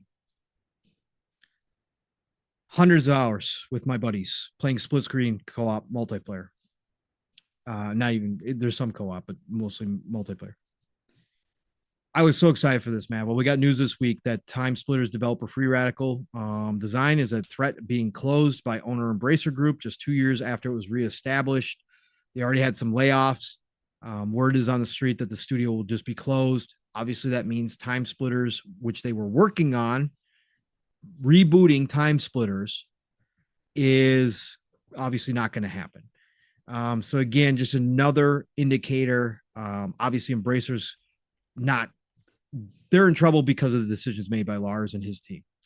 But it just continues the trend this year of more layoffs. And I just wanted to bring this one up because it especially hits home because Time Splitters I was really looking forward to, obviously, for the team at Free Radical, for everybody that's currently been laid off, and anybody else that's under threat of being laid off if they close the studio. Hope you all find new homes quickly. Again, that goes for everybody that's been laid off this year, over the past couple of years. I hope you all find new homes, but it does keep happening. Yep. This is going to be ongoing into next year. I imagine we will continue to see this trend into next year as well. But sad to hear Free Radical might be going away again. Again. I hope so. I hope the IP and like the people somebody find picks somebody, you know. God, man, please somebody pick up Time Splitters, man. Time Splitters so good, dude. Yeah. It's bro, it's I guess some of my favorite memories from that time period. Literally some of my favorite memories of Time Splitter. I absolutely love that franchise. Yeah. Side note, little side conversation here. Side piece. Let's go. This might be the best frozen pizza I've ever had. How did I know that food was going to be involved in this side conversation? How did I know? I didn't know what it was, but like she was bringing me something. So like she randomly brought me a piece of pizza. And I had we were at the grocery store the other day. And we're not sponsored, but are you going to name the brand so people can go find it? Yeah. And we saw like, what the fuck is this? You know? So yeah, TiMMEH, you know, the cheese brand. Yes, the cheese brand, which they make awesome cheese, by the way. Yeah. They make frozen pizza. Okay. And they also made this like frozen mac and cheese. Right? Yeah. We had that the other day. Like it's like was it good? Cook it in the oven, like for like it's pre-frozen and you just bake it. Yeah. And it was fire. It's like, okay, that's great. So, you know, we've been sitting on this pizza now for about a week or whatever. And you know, my wife decided that we're gonna have an easy night tonight. You know, I was gonna have some Chef Boyardee or chimichangas or something, right? Daughter brings me this. Jesus Christ. Her daughter brings me this piece of pizza, and I try it, and like, damn if it ain't good. Holy shit, my mind is fucking blown. You know how many different frozen pizzas I try that are just absolute shit.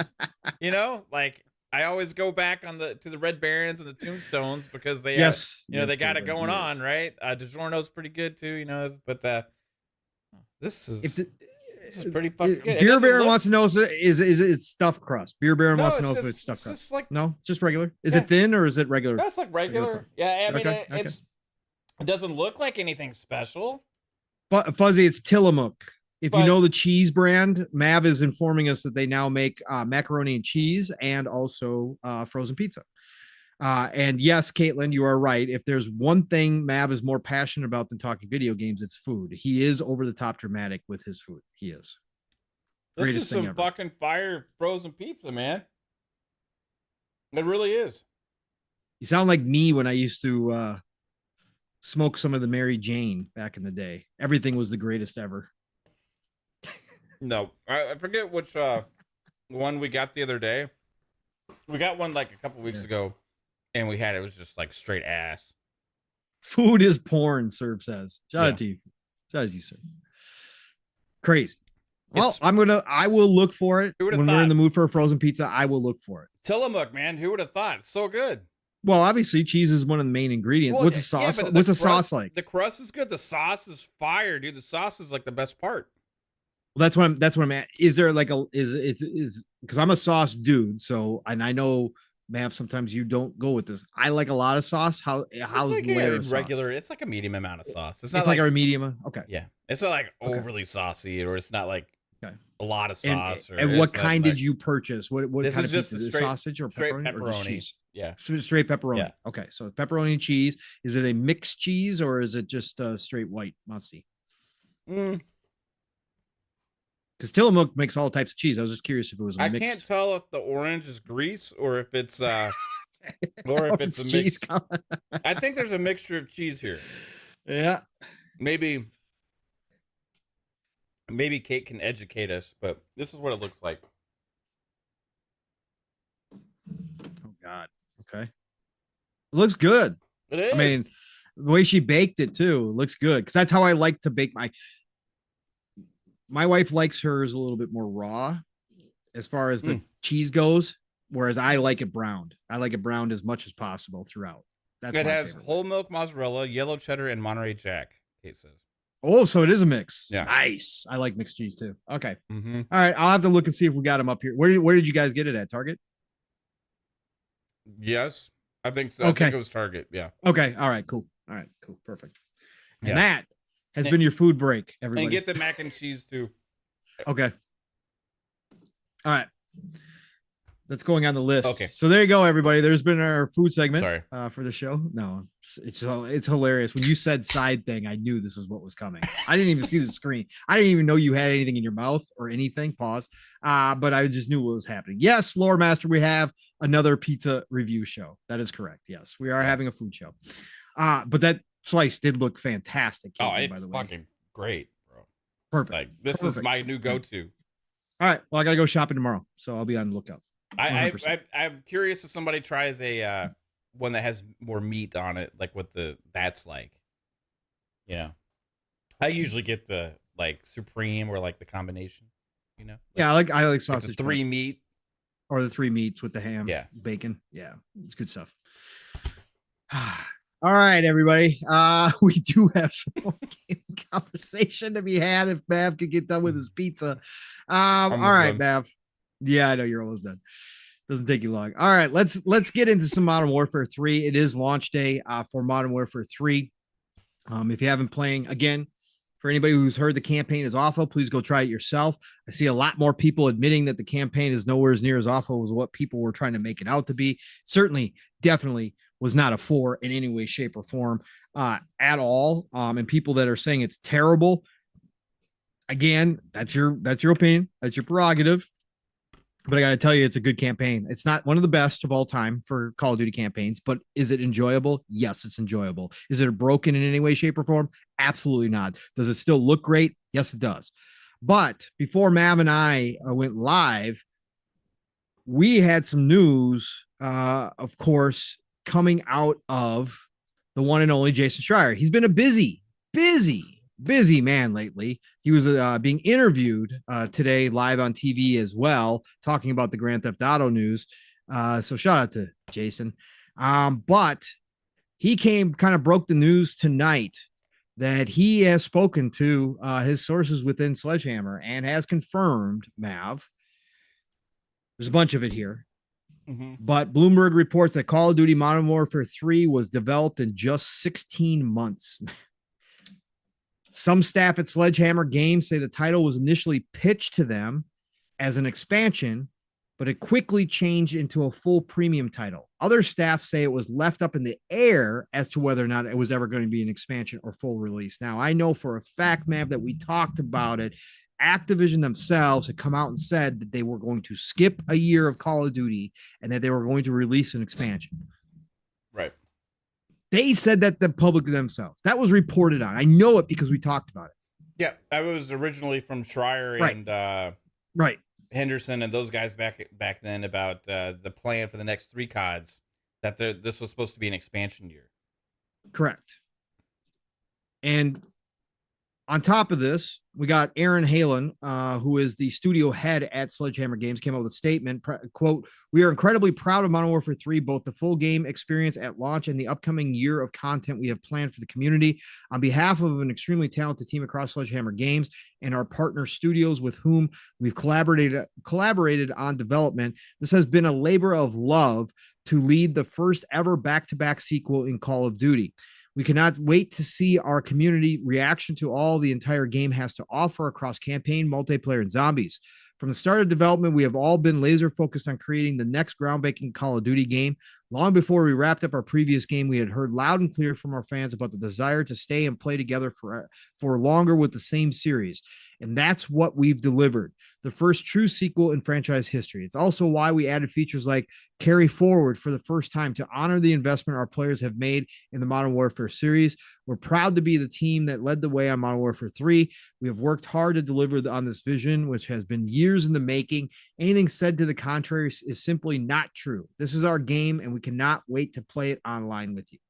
So, head of Sledgehammer Games, being the good leader he is, obviously, nothing to be gained by coming out and stating, yeah, we worked night and day on this game to get it done in 16 months. It sucked. We were only supposed to make an expansion, and they told us we had to make a full game. There's nothing to be gained by that, especially now that the ABK deal is through. Yeah. You are now working for Microsoft and Xbox, a new generation, new publisher, new generation though for Activision. Not going to be underneath the same leadership after January. Decisions, are going to be different now. There's nothing to gain by coming out and slamming. Okay. So he's being a good leader, in my opinion. Maybe all what he's saying is true, but it's a good leader move to come out and say what he just said. Bloomberg's report also indicates that the staff was frustrated with Modern Warfare 3 development because they had to run decisions by Infinity Ward's leadership, who took a while to respond feedback even after they stepped into making their own changes. So again, Schreier, think of what you will of him. He has good sources. His stories generally turn out to be accurate. He doesn't usually report stuff just based upon one person's word. He sources out like old school journalists do. Again, if you think it's all bullshit, if you think he makes up everything, I'm not going to fight you. Don't care. Just saying here, I do think he does pretty well with the journalistic side of things. I don't agree with him on what he does all the time, but I do think he does a good job from that standpoint. There's also word is, Mav, that they originally pitched this game as a new Advanced Warfare game, which I think we heard as a rumor way back. I think we did talk about that. They pitched as an Advanced Warfare game, and Activision leadership said, nope, you're making Modern Warfare 3.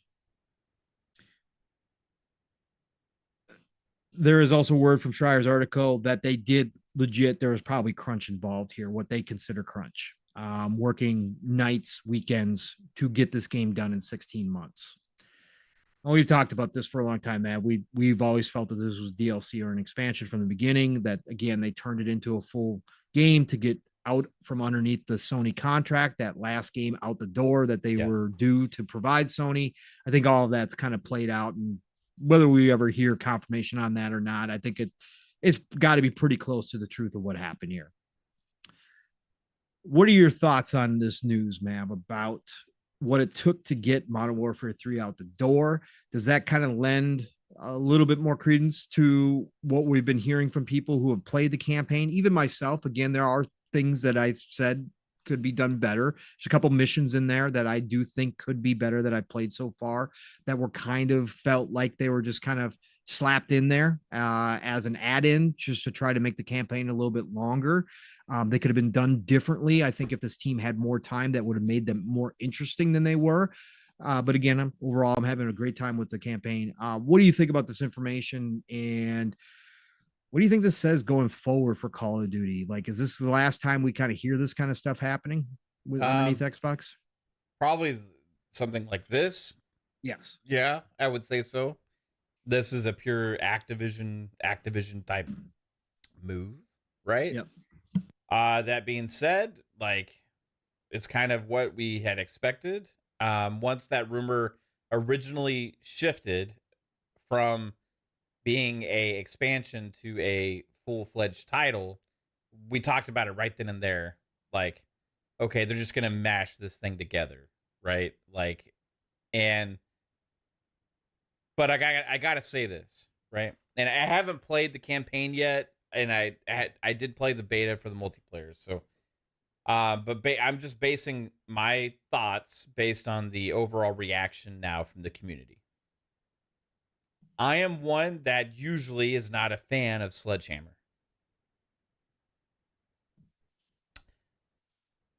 So if they were put in this position and managed to cobble together this campaign, which from the people that I trust are actually enjoying somewhat, some more than others, right?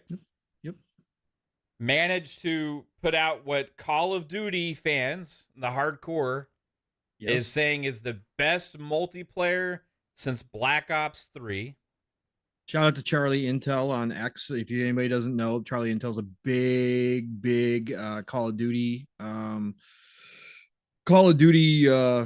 account, and they have not been kind as far as the ABK deal goes. So this isn't a company toe the line kind of X post. They will tell you what they feel about Call of Duty. And they're the ones who put out that post that they think that this multiplayer is the best since Black Ops, and others have corroborated that as well. So, and did Sledgehammer work themselves on the Zombies mode, or was that Treyarch? That was Treyarch. Right. Treyarch did that one. Yep. So, regardless, all of this together, right? Like, I gotta hand it to Sledgehammer here. And also to have the people shit on it like early on, like IGN, like I feel like just ridiculous stuff, and still come out there and be like, you know what, like we're proud of this thing, and like we, knowing, I guess kind of knowing what they went through potentially to get it out, right? I haven't heard a lot of complaints on like bugs or quality aspects or anything like that. It was more about the like level design, or like the like, switching to the open world stuff in the middle of it and switch back and forth. Like that's more for me like an Activision thing, like kind of like, how are we going to do this? And this, how are we going to get this out the door? Yeah. Like we got to figure these solutions out. And like, right. And granted, like they put together a complete package. They put together a complete package, and for Depends a game, how you look at complete package. Well, I mean, like it's got zombies, it's got the best multiplayer that people have seen since Black Ops 3, and it's got a campaign. I mean, like a lot of games don't even launch with a campaign, and the 4-hour thing is bullshit, right? It is. You could run through it, technically speaking, sure. If you're just gonna run and gun the whole damn thing, sure. But no, if you take any time, like for a normal person playing the game, is not going to be 4 hours, right? No, like an average player, So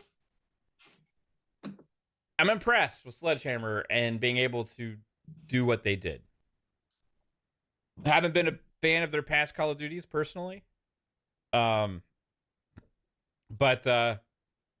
looking forward to playing this damn thing, man. I really am. I'm gonna install it, and you know what? 220 gigs, man. Activision be damned with their decisions to do what they did or whatever. Like, I feel like we understand the reasonings why, which we were kind of even on board with because it made sense for the long term of the franchise and them.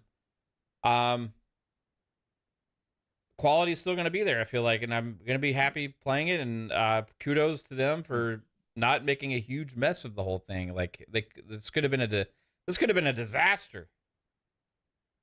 It could have been a disaster, but it doesn't seem like it is. It seems like this Call of Duty community right now is rallying behind this game. So it's amazing to see. And as far as the model going forward, no, I don't think this will ever happen again like this. Like, I feel like there's going to be enough time. That like these teams are going to be managed better. The pressure is off. This is the main thing, right? Yeah. I think they already are probably also in a good place for the next year's Call of Duty. Well, they said they've got the next 3 years kind of mapped out, or 4 years I mapped feel out. like, COD, so, I feel like Black Ops, or the Treyarch's next game, if it's Black Ops, whatever. Like, I feel like it's probably they've had enough time, obviously, right? Yeah. So, and they got like an extra year now, right? Because this was their slate. So, because it was Vanguard, then Modern Warfare. Because was Cold War, then Vanguard, right? Then Modern Warfare. Cold War, then Vanguard, then Modern Warfare 2. And Cold War was Treyarch, correct? I feel like that was pretty sure. That's probably why I liked it so much. I like Treyarch. I'm pretty sure Cold War was Treyarch. Then we had Vanguard was that was Treyarch. Yeah, with Sledgehammer, and then Infinity Ward was Modern Warfare 2. Correct. Then now we're back to now we're back to Sledgehammer. Sledgehammer, correct. Treyarch's getting another year. So yep. Dude, I'm pretty sure it's gonna be pretty epic, and I think they're probably gonna be in a good place for that. Yep. And if they're not, they'll get more time this time for the first time ever. You know what I mean? So yeah, no, I just, again, I've said from the beginning, when it was first shown, I'm like, it truly is an expansion that was turned into a full game. Like, there's no doubt about it. And I was down on it at the beginning, and I said I wasn't going to buy it this time around. I was going to wait. And if it came to Game Pass, great. That's what I said originally. But I've changed my opinion because of how they've handled this. If, like I said from the beginning, what they've done is they've leaned into the nostalgia. Can you say that they cut corners because all they did go back was pretty up the old maps, which were already considered classic? They prettied them up so they didn't have to design new maps. The maps were already designed. They were already some of the best maps on any multiplayer game ever created. People beloved these maps. So all they did was pretty those maps up. Yes, absolutely 1000%. Yep. Did they cut corners in the campaign? Sure. I can tell that they did. They like Mav described it, cobbled it together as they went. But the story, the acting, the graphics, they're all there. The cutscenes are still gorgeous. The acting is still top notch. The story is good as shit. I love the story. I love Markov, again, kind of seeing Markov and what kind of happened there. Love all of that. So did they cut corners to get this thing out and call it a full release? Yes, they did. But the zombie mode is an iteration on the open world that they introduced in Cold War, but they've taken it to another level. So Treyarch did a ton of work on the zombies mode, which we didn't get in Modern Warfare 2. So they saved that. That's going to be a huge bonus for me. So that's awesome.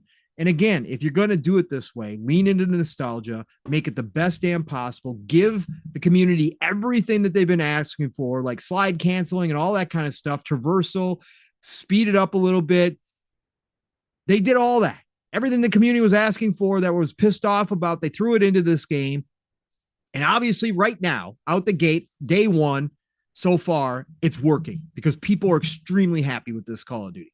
So as long as they don't screw it up, and supposedly they're bringing in the Modern Warfare 2 maps directly into this game, hey, you're going to charge full price anyway. Sappho says in the chat, Call of Duty's people are going to buy Call of Duty no matter what. You're absolutely correct. But if you can make a bigger portion of that community happy with the classic multiplayer style, that's a bonus right there. And if you're going to give me a great zombies, now I haven't played it yet, but everything I'm seeing, I'm really liking the zombies. It might be my favorite zombies. Like, what they're doing is cool. Can't wait to try that. If you can pull those two off and you have a campaign that people are undecided, or if you create a campaign that to some people isn't good, to others is good enough, then if that's a sacrifice at the end of the day, but the multiplayer is beloved and the zombies is good, then you've created a full package, like Mav said, at the end of the day. No matter how you got there, you did create a full package. Now, is it worth $70? That's up to you. It'll always be up to the consumer whether or not you spend the $60 on it, or the $100 for the vaulted, or the $70 or the $100 for the vaulted. That's up to you. Season pass, the carryover from Modern Warfare 2 into this game is also a big kudos to them. Even if it was forced, even if they were already building the game because it was going to be an expansion that way, I don't care. The fact that it's included in this Call of Duty for the first time ever, where I carry over my skins, and yes, I did buy a couple skins, that's cool shit to me, and I'm going to give them credit. That's cool. If you're going to sell it to me this way and you're going to sell me an expansion at full price, sell it to me the best light possible. And that's what they're doing so far for me personally. So I'm happy. I know I'm going to be satisfied with my purchase. I'm going to put a lot of time into multiplayer and zombies. I already know I'm going to have a fun experience. The beta was awesome. We all had a good time playing the beta. Some of the best matches we've had in a long time.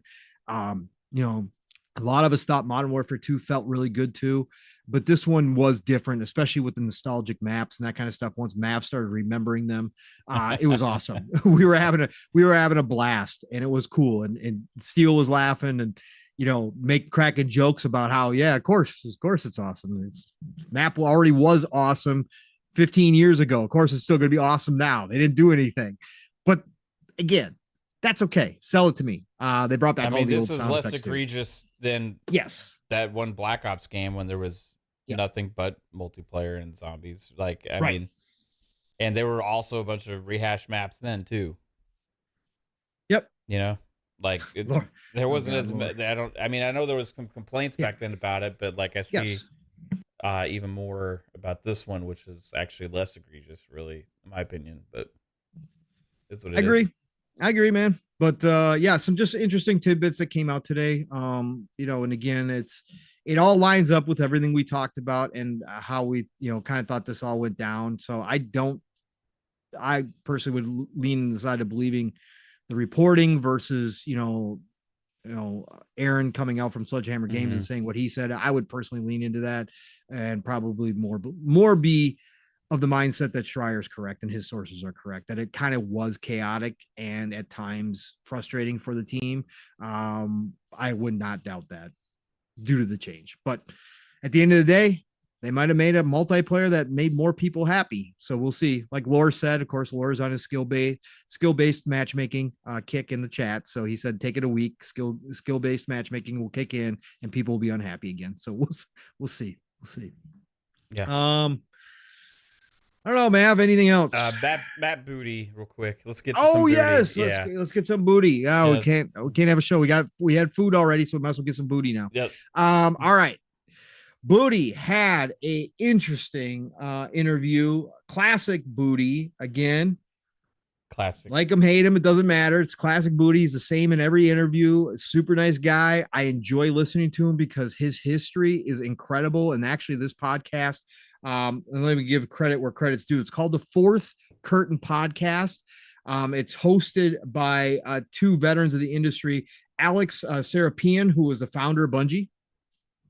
If you need any more than that, Wide Load Industrial Toys, and Aaron Marlequin, animator, artist, and game designer, playing card enthusiast is how they describe themselves.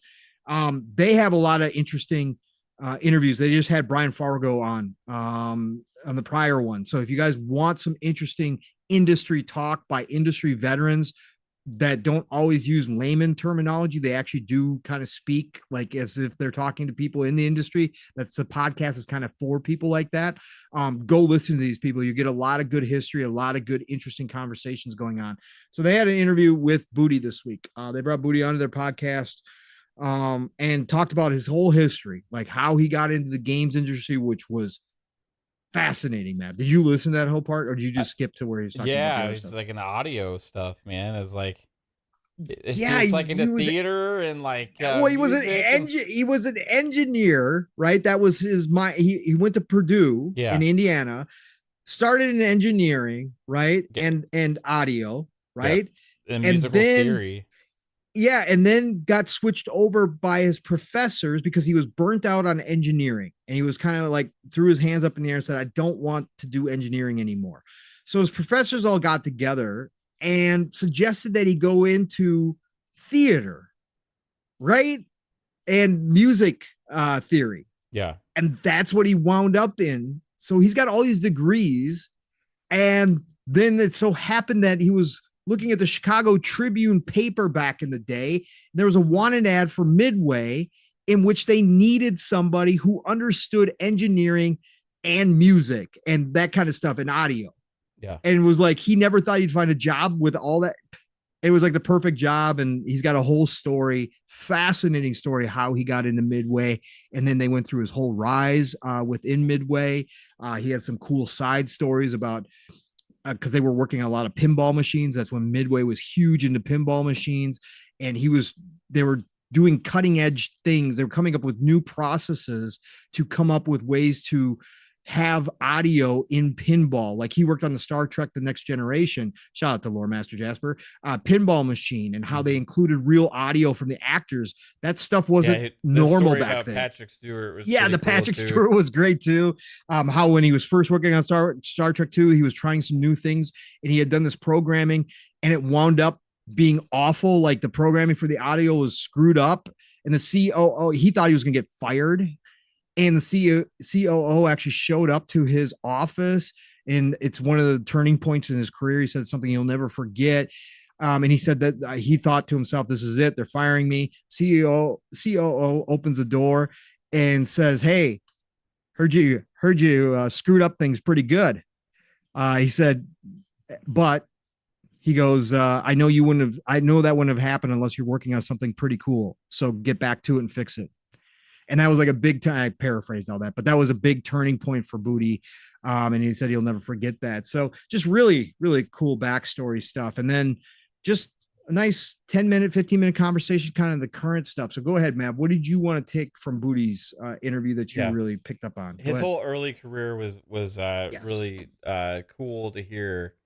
And it kind of gave me with his like background of like be on the creative side too. Like he talked about how the theater stuff and the audio stuff and the music things like kind of helped him, and still to this day like understand how to work with different kinds of teams and with the creative process and all that kind of stuff, right? So that was interesting, and it kind of gave me a different perspective on him a little bit. Instead of just this manager, like he has like this level of understanding about a bunch of different aspects that go into all of it as well, right? So he's a tinkerer. He is for sure. Yeah, and he's working on a tower defense game also on it by himself. But not even to make the game, just to figure out how it all works. Exactly. Like that's him. Like he doesn't even care about like necessarily what the final product is. He wants to know how it works and what goes into that design and how he can manipulate that. That he's a tinkerer. He's a flat out like, tinkerer. If he could, he would just like spend like all day with all the studios, like just like learning how they do their different things and stuff, like watch all the sessions and stuff. But like he did give some insights into kind of some of the philosophies going on at Xbox right now, and also little nuggets about Booty nuggets about visiting Coalition recently, visiting the Activision Blizzard teams, visiting I can't remember all the teams he said he visited, but like seeing those studios and kind of like it seems like he's excited about what they're all working on. Mainly from the creative aspect, though. Like that's the main takeaway I had, is about them trying to figure out, and it was more about where the process starts for them, about how it's the opposite of what we're talking about with like WB Discovery and all these other things. Correct. It's about going to the source first, right? And I like that he brought up Tim Schafer a couple times, because he makes different kinds of games too, and like, so going to the source of these creators and these studio heads and stuff, and saying basically, what is it that y'all want to make, right? And then it's his job to figure out also how to make that good for their business at the end of the day, right? Like, so they're leading with the right things first, right? So creative freedom, allowing those studios to make what they want, not forcing the issue on them, and then trying to make sure that those games are good for business also, whether that means like how to market them properly or pricing or whatever, I'm not sure all that goes into it, but the right thing is the very beginning of the process, right? And that's where we've heard that numerous times before. But seeing that repeated from all these different people in just different interviews, it means that is a core philosophy that they have. Like, no ifs, ands, or buts about it. Like, and the other thing he said too, Matt, right in there, I don't mean to cut in, but real quick too, just because it's in the same line, is that when he was talking about that, he said that they also have the philosophy that the small projects are as important as the big projects, that they all have equal footing within their philosophy that you were just talking about when it comes to their ecosystem and what that means to Xbox and their their platform. Yeah, that's why we brought up Tim Schafer, actually. Correct. Right? Yes. And he brought up Josh Sawyer and Pentiment and obviously titles like that. Obviously not all games are going to get the same budget, but no, and he said there's budgets. He's like, there's time constraints. There's all of that. The business side is there, but we prioritize the creative side first. That is the most important thing. Right. That's what I wanted to hear, you know? Yeah, absolutely. And that's 1000%. Like, that's where we're going to win as gamers, right? If the pressure is off enough from developers to be able to lead with the creative freedom first and be able to make the visions that they want, that's ultimately what we should want for the developers, right? And hearing that numerous times from all these different developers and stuff, and or people at Xbox, it's kind of like you really see it. You know, he kind of went into like next year what they have already talked about was Towerborn, Aura, Hellblade 2 later, which some people took. I don't know if that means showing it off, like talking about it later. No, he did not mention about. I found that interesting. But he still reiterated one big game per quarter, right? And he said big game with other experiences mixed in. Would you consider Aura or no Towerborn big game? I personally would not. Right. But that doesn't necessarily mean they don't see him as that. But no, those are both smaller experiences. And Aura is niche, right? So again, that's where. Yeah, he didn't mention Flight Sim 2024 either, right? No, he did mention the flight. He mentioned the communities too, Mav, around the games. Right. He said that's also vital to their decision-making process as they think about the communities around the games. Even games, he said, like Flight Simulator, there's a community based around that. And they want to make sure that they are giving the community and listening to that community the same as they do with their big games. Each community is vital. And he learned that because I don't know if people remember this, but he was actually in charge of Minecraft when they first got it from Mojang, right? So he was in charge of Minecraft when it first got bought, kind of the Microsoft head of, obviously working with Mojang's leadership, but he was the one kind of overseeing Minecraft, and he learned even more so how important that community was, because he didn't realize what the Minecraft community, how big it was and how much it consisted of, like from people that stream every single day Minecraft to the people that make games within Minecraft itself to just the regular fans of Minecraft. Like, he went through the whole list, and he's like, community is vital to all of our games. Yeah. And we're going to continue to focus on that as well. So what happened also this week was the promotion of Alan Hartman, who had become the head of Xbox Game Studios now. Yes. It was for a report to Matt Booty. He's taking Booty's old job, basically. Yeah, basically. And then somebody else from ZeniMax Bethesda will report to Matt Booty as well. So really, like, it's kind of interesting to have that position now, and everything that's going to go on and how that funnel is going to work, because you want to empower somebody like Alan Hartman to be able to run things how they kind of want to and stuff. For anybody wondering who Alan Hartman is, if you guys didn't read up on him, he oversaw Forza. Yeah. So that's his experience. He oversaw the franchise as a whole of Forza. So, which I used to think was Dan Greenwald, because he's the general manager of Forza. So I don't know if maybe Dan Greenwald now takes the place of Alan Hartman. Maybe. Because Dan Greenwald used to be the face of Forza. Correct. Right? Yes. But he's still there. Yes. Overseeing the Forza brand as general manager, but we don't see him anymore. Right. We see the creative directors individually now for those games. But interesting. It's like this hierarchy of promotions and stuff. A lot of people have been there for a long time and keep staying and getting promoted and moving up. Like, it seems like a successful thing going there right now, man. It's like, so keeping the core together, man. Continuity is vital, especially during this time because Booty talked about that too. They asked him about ABK and looking at all the studios, and Booty said it can be daunting, right? It can be daunting, but having familiar voices in places of position of power like that, people you've worked with for a long time, where you can do that is huge. That's having a core that you trust, that you have confidence in, that you all know how you talk, what you mean when you say something. That's what you need, and Xbox has done a great job keeping that core together, moving people up, like you said, like Sarah and obviously Booty now, and keeping that core together in an industry where movement is happening all the time and people leave all the time. Xbox has done a great job retaining top positions or moving people up into those positions to make sure the continuity stays the same. And I think that's gonna go a long ways into what they're trying to do down the road for sure. And I also wanted to bring this up on this topic too, man, real quick too. God, we've been going for 4 hours. Holy cow, man.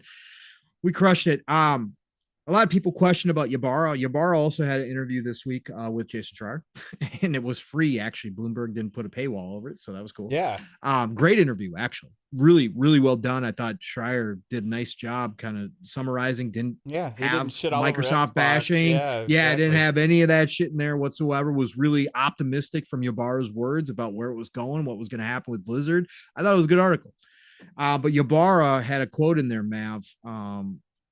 Ybarra, who spent, and this is how the article reads in this, Ybarra, who spent more than 2 decades at Microsoft before joining Blizzard in 2019 and becoming president in 2021, said he has yet to discuss his own future with Phil Spencer. He would like to stay at the studio as long as possible. His direct quote in the article was, quote, "Someone will drag me out of Blizzard," Ybarra said. "That's how long I will be here."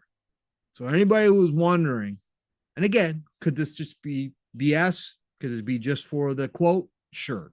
Yeah. We don't know the true hearts of men. You never will. But sounds like, and the way Ybarra's been acting, he's in. He's staying. He's not going anywhere. He loves Blizzard for sure. He loves that family over there. And Microsoft, Xbox owning them now isn't going to change that. He wants to stick around. And obviously, it sounds like maybe him and Phil, whatever happened behind the scenes, we don't know the details, but if all the rumors and smoke are kind of true and he left on bad terms because he felt slighted with the Game Pass credit and all that kind of stuff, whatever happened there, sounds like it's water under the bridge, and Ybarra is all in. So, because he sounds really excited in that interview, as well as his other interviews that he did after BlizzCon, Mav, about the potential for Blizzard becoming that independent company again, away from Activision, and that he knows Phil's going to be like that, because he talks about, how I know where we used to have to pass things up through Activision leadership and it used to slow things down. I can now just pick up the phone and ask Phil and say, Phil, hey, got this idea. Are we good to go? And he said, knowing Phil, it'll be greenlit. Right. And he talks about that constantly. So I think he's excited for this future. Oh yeah, for sure. Yeah. I can see that too. Like he's hyped about he also talked, the creative freedom, all that kind of stuff. Right. So, a bright future ahead there, man. It's like the whole Blizzard team seems like super hyped right now.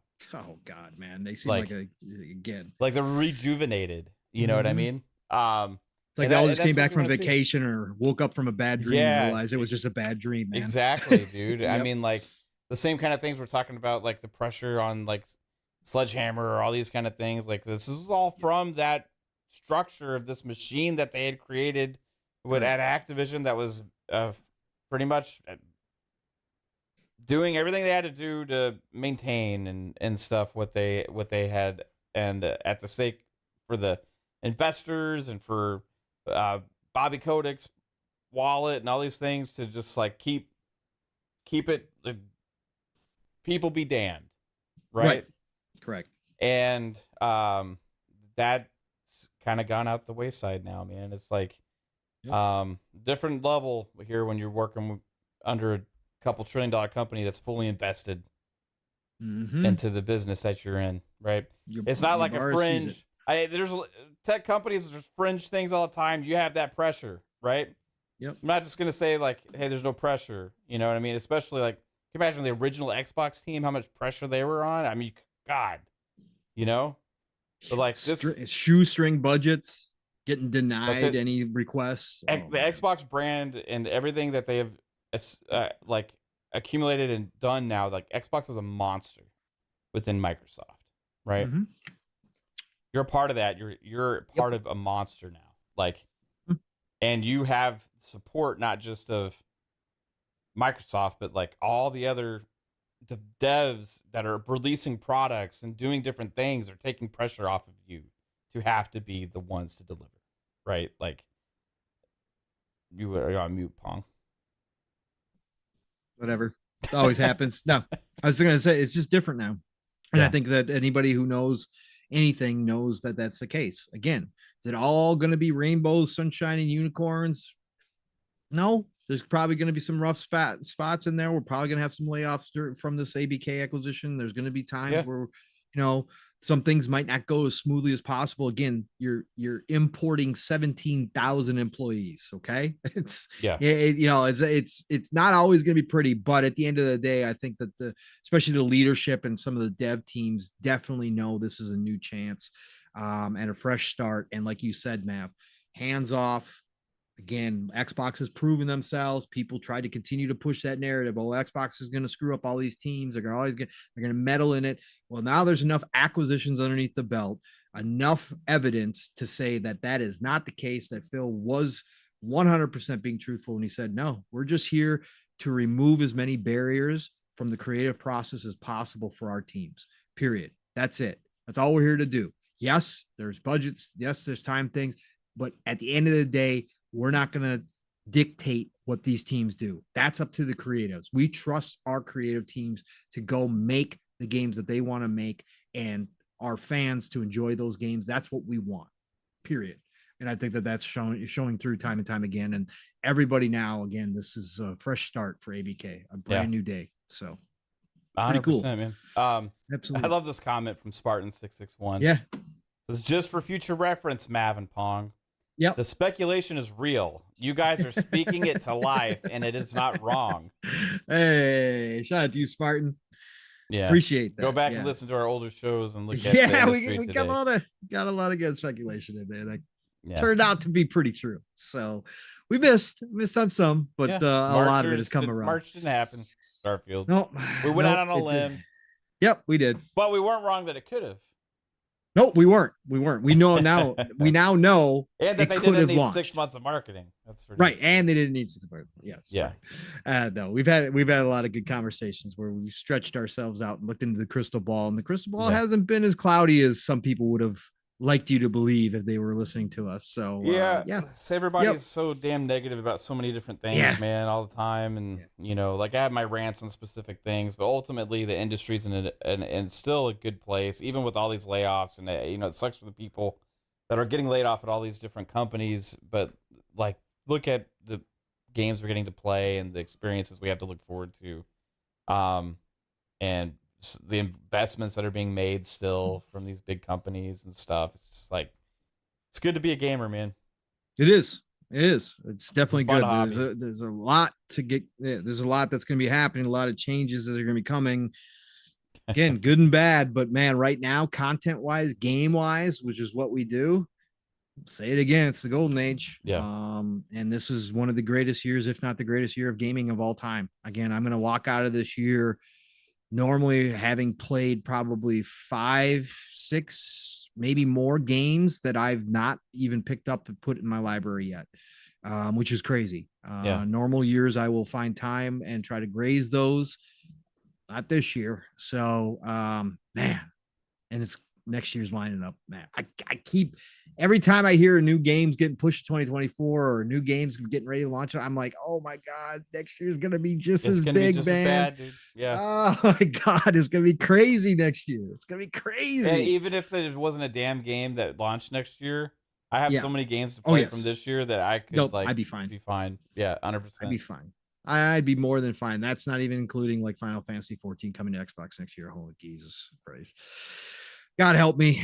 I need 2 of me. That's for damn sure. Anything else, Mav, on the docket? No, let's get the fuck out of here, man. Yeah, let's get out of here, man. I gotta install Call of Duty. You do 220 gigs, brother.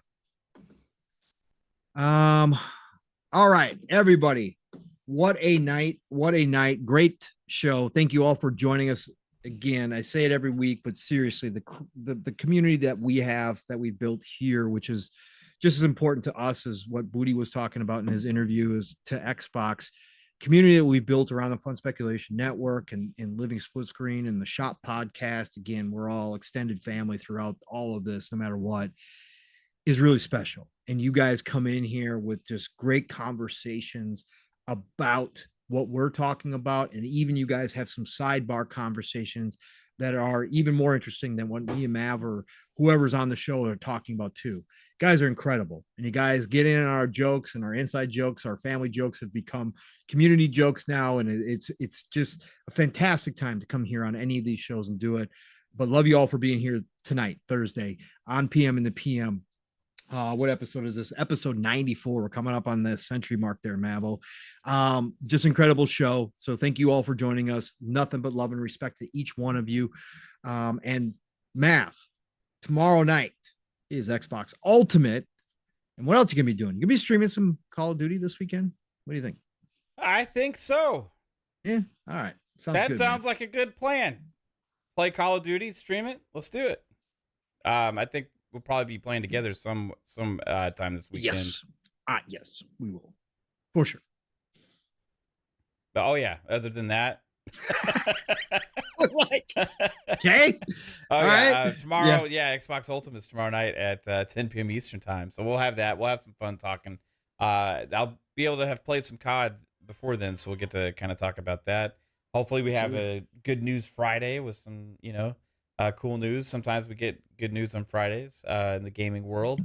And back Monday for FSP. And yes, next week we will have Fun Pop. We had 2 weeks off of Fun Pop, but Fun Pop will be back next week. I'll talk about the Marvels. And then back here Thursday for PM and the PM. Yeah. Nice. What about you? Perfect, man. Hey, you know what? A little bit different week this week. So tomorrow I will be on Xbox Ultimate, obviously joining the fam.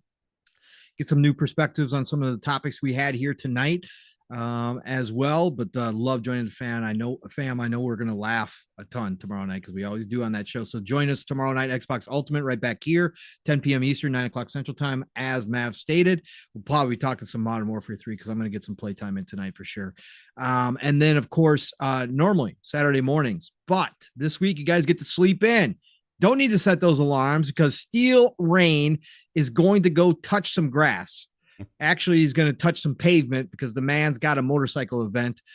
So he is going to be out Saturday. So we are taking the weekend off. So no Saturday mornings for you guys. Living Split Screen will be back next weekend, God willing. So go ahead and enjoy your morning. Go over and check out the Gaming Circle podcast with our brothers, of course, K. Asante and Everborn Saga, who do a great show over there as well. And then, of course, Saturday night, new time because of the time change. So stupid. Anyways, the Shop Podcast, PTK Blam's channel, better be there. It's the best way to end your Saturday night. Again, you like the conversation here, you like the conversation on all our shows, you're going to love it. Again, PTK is extended family.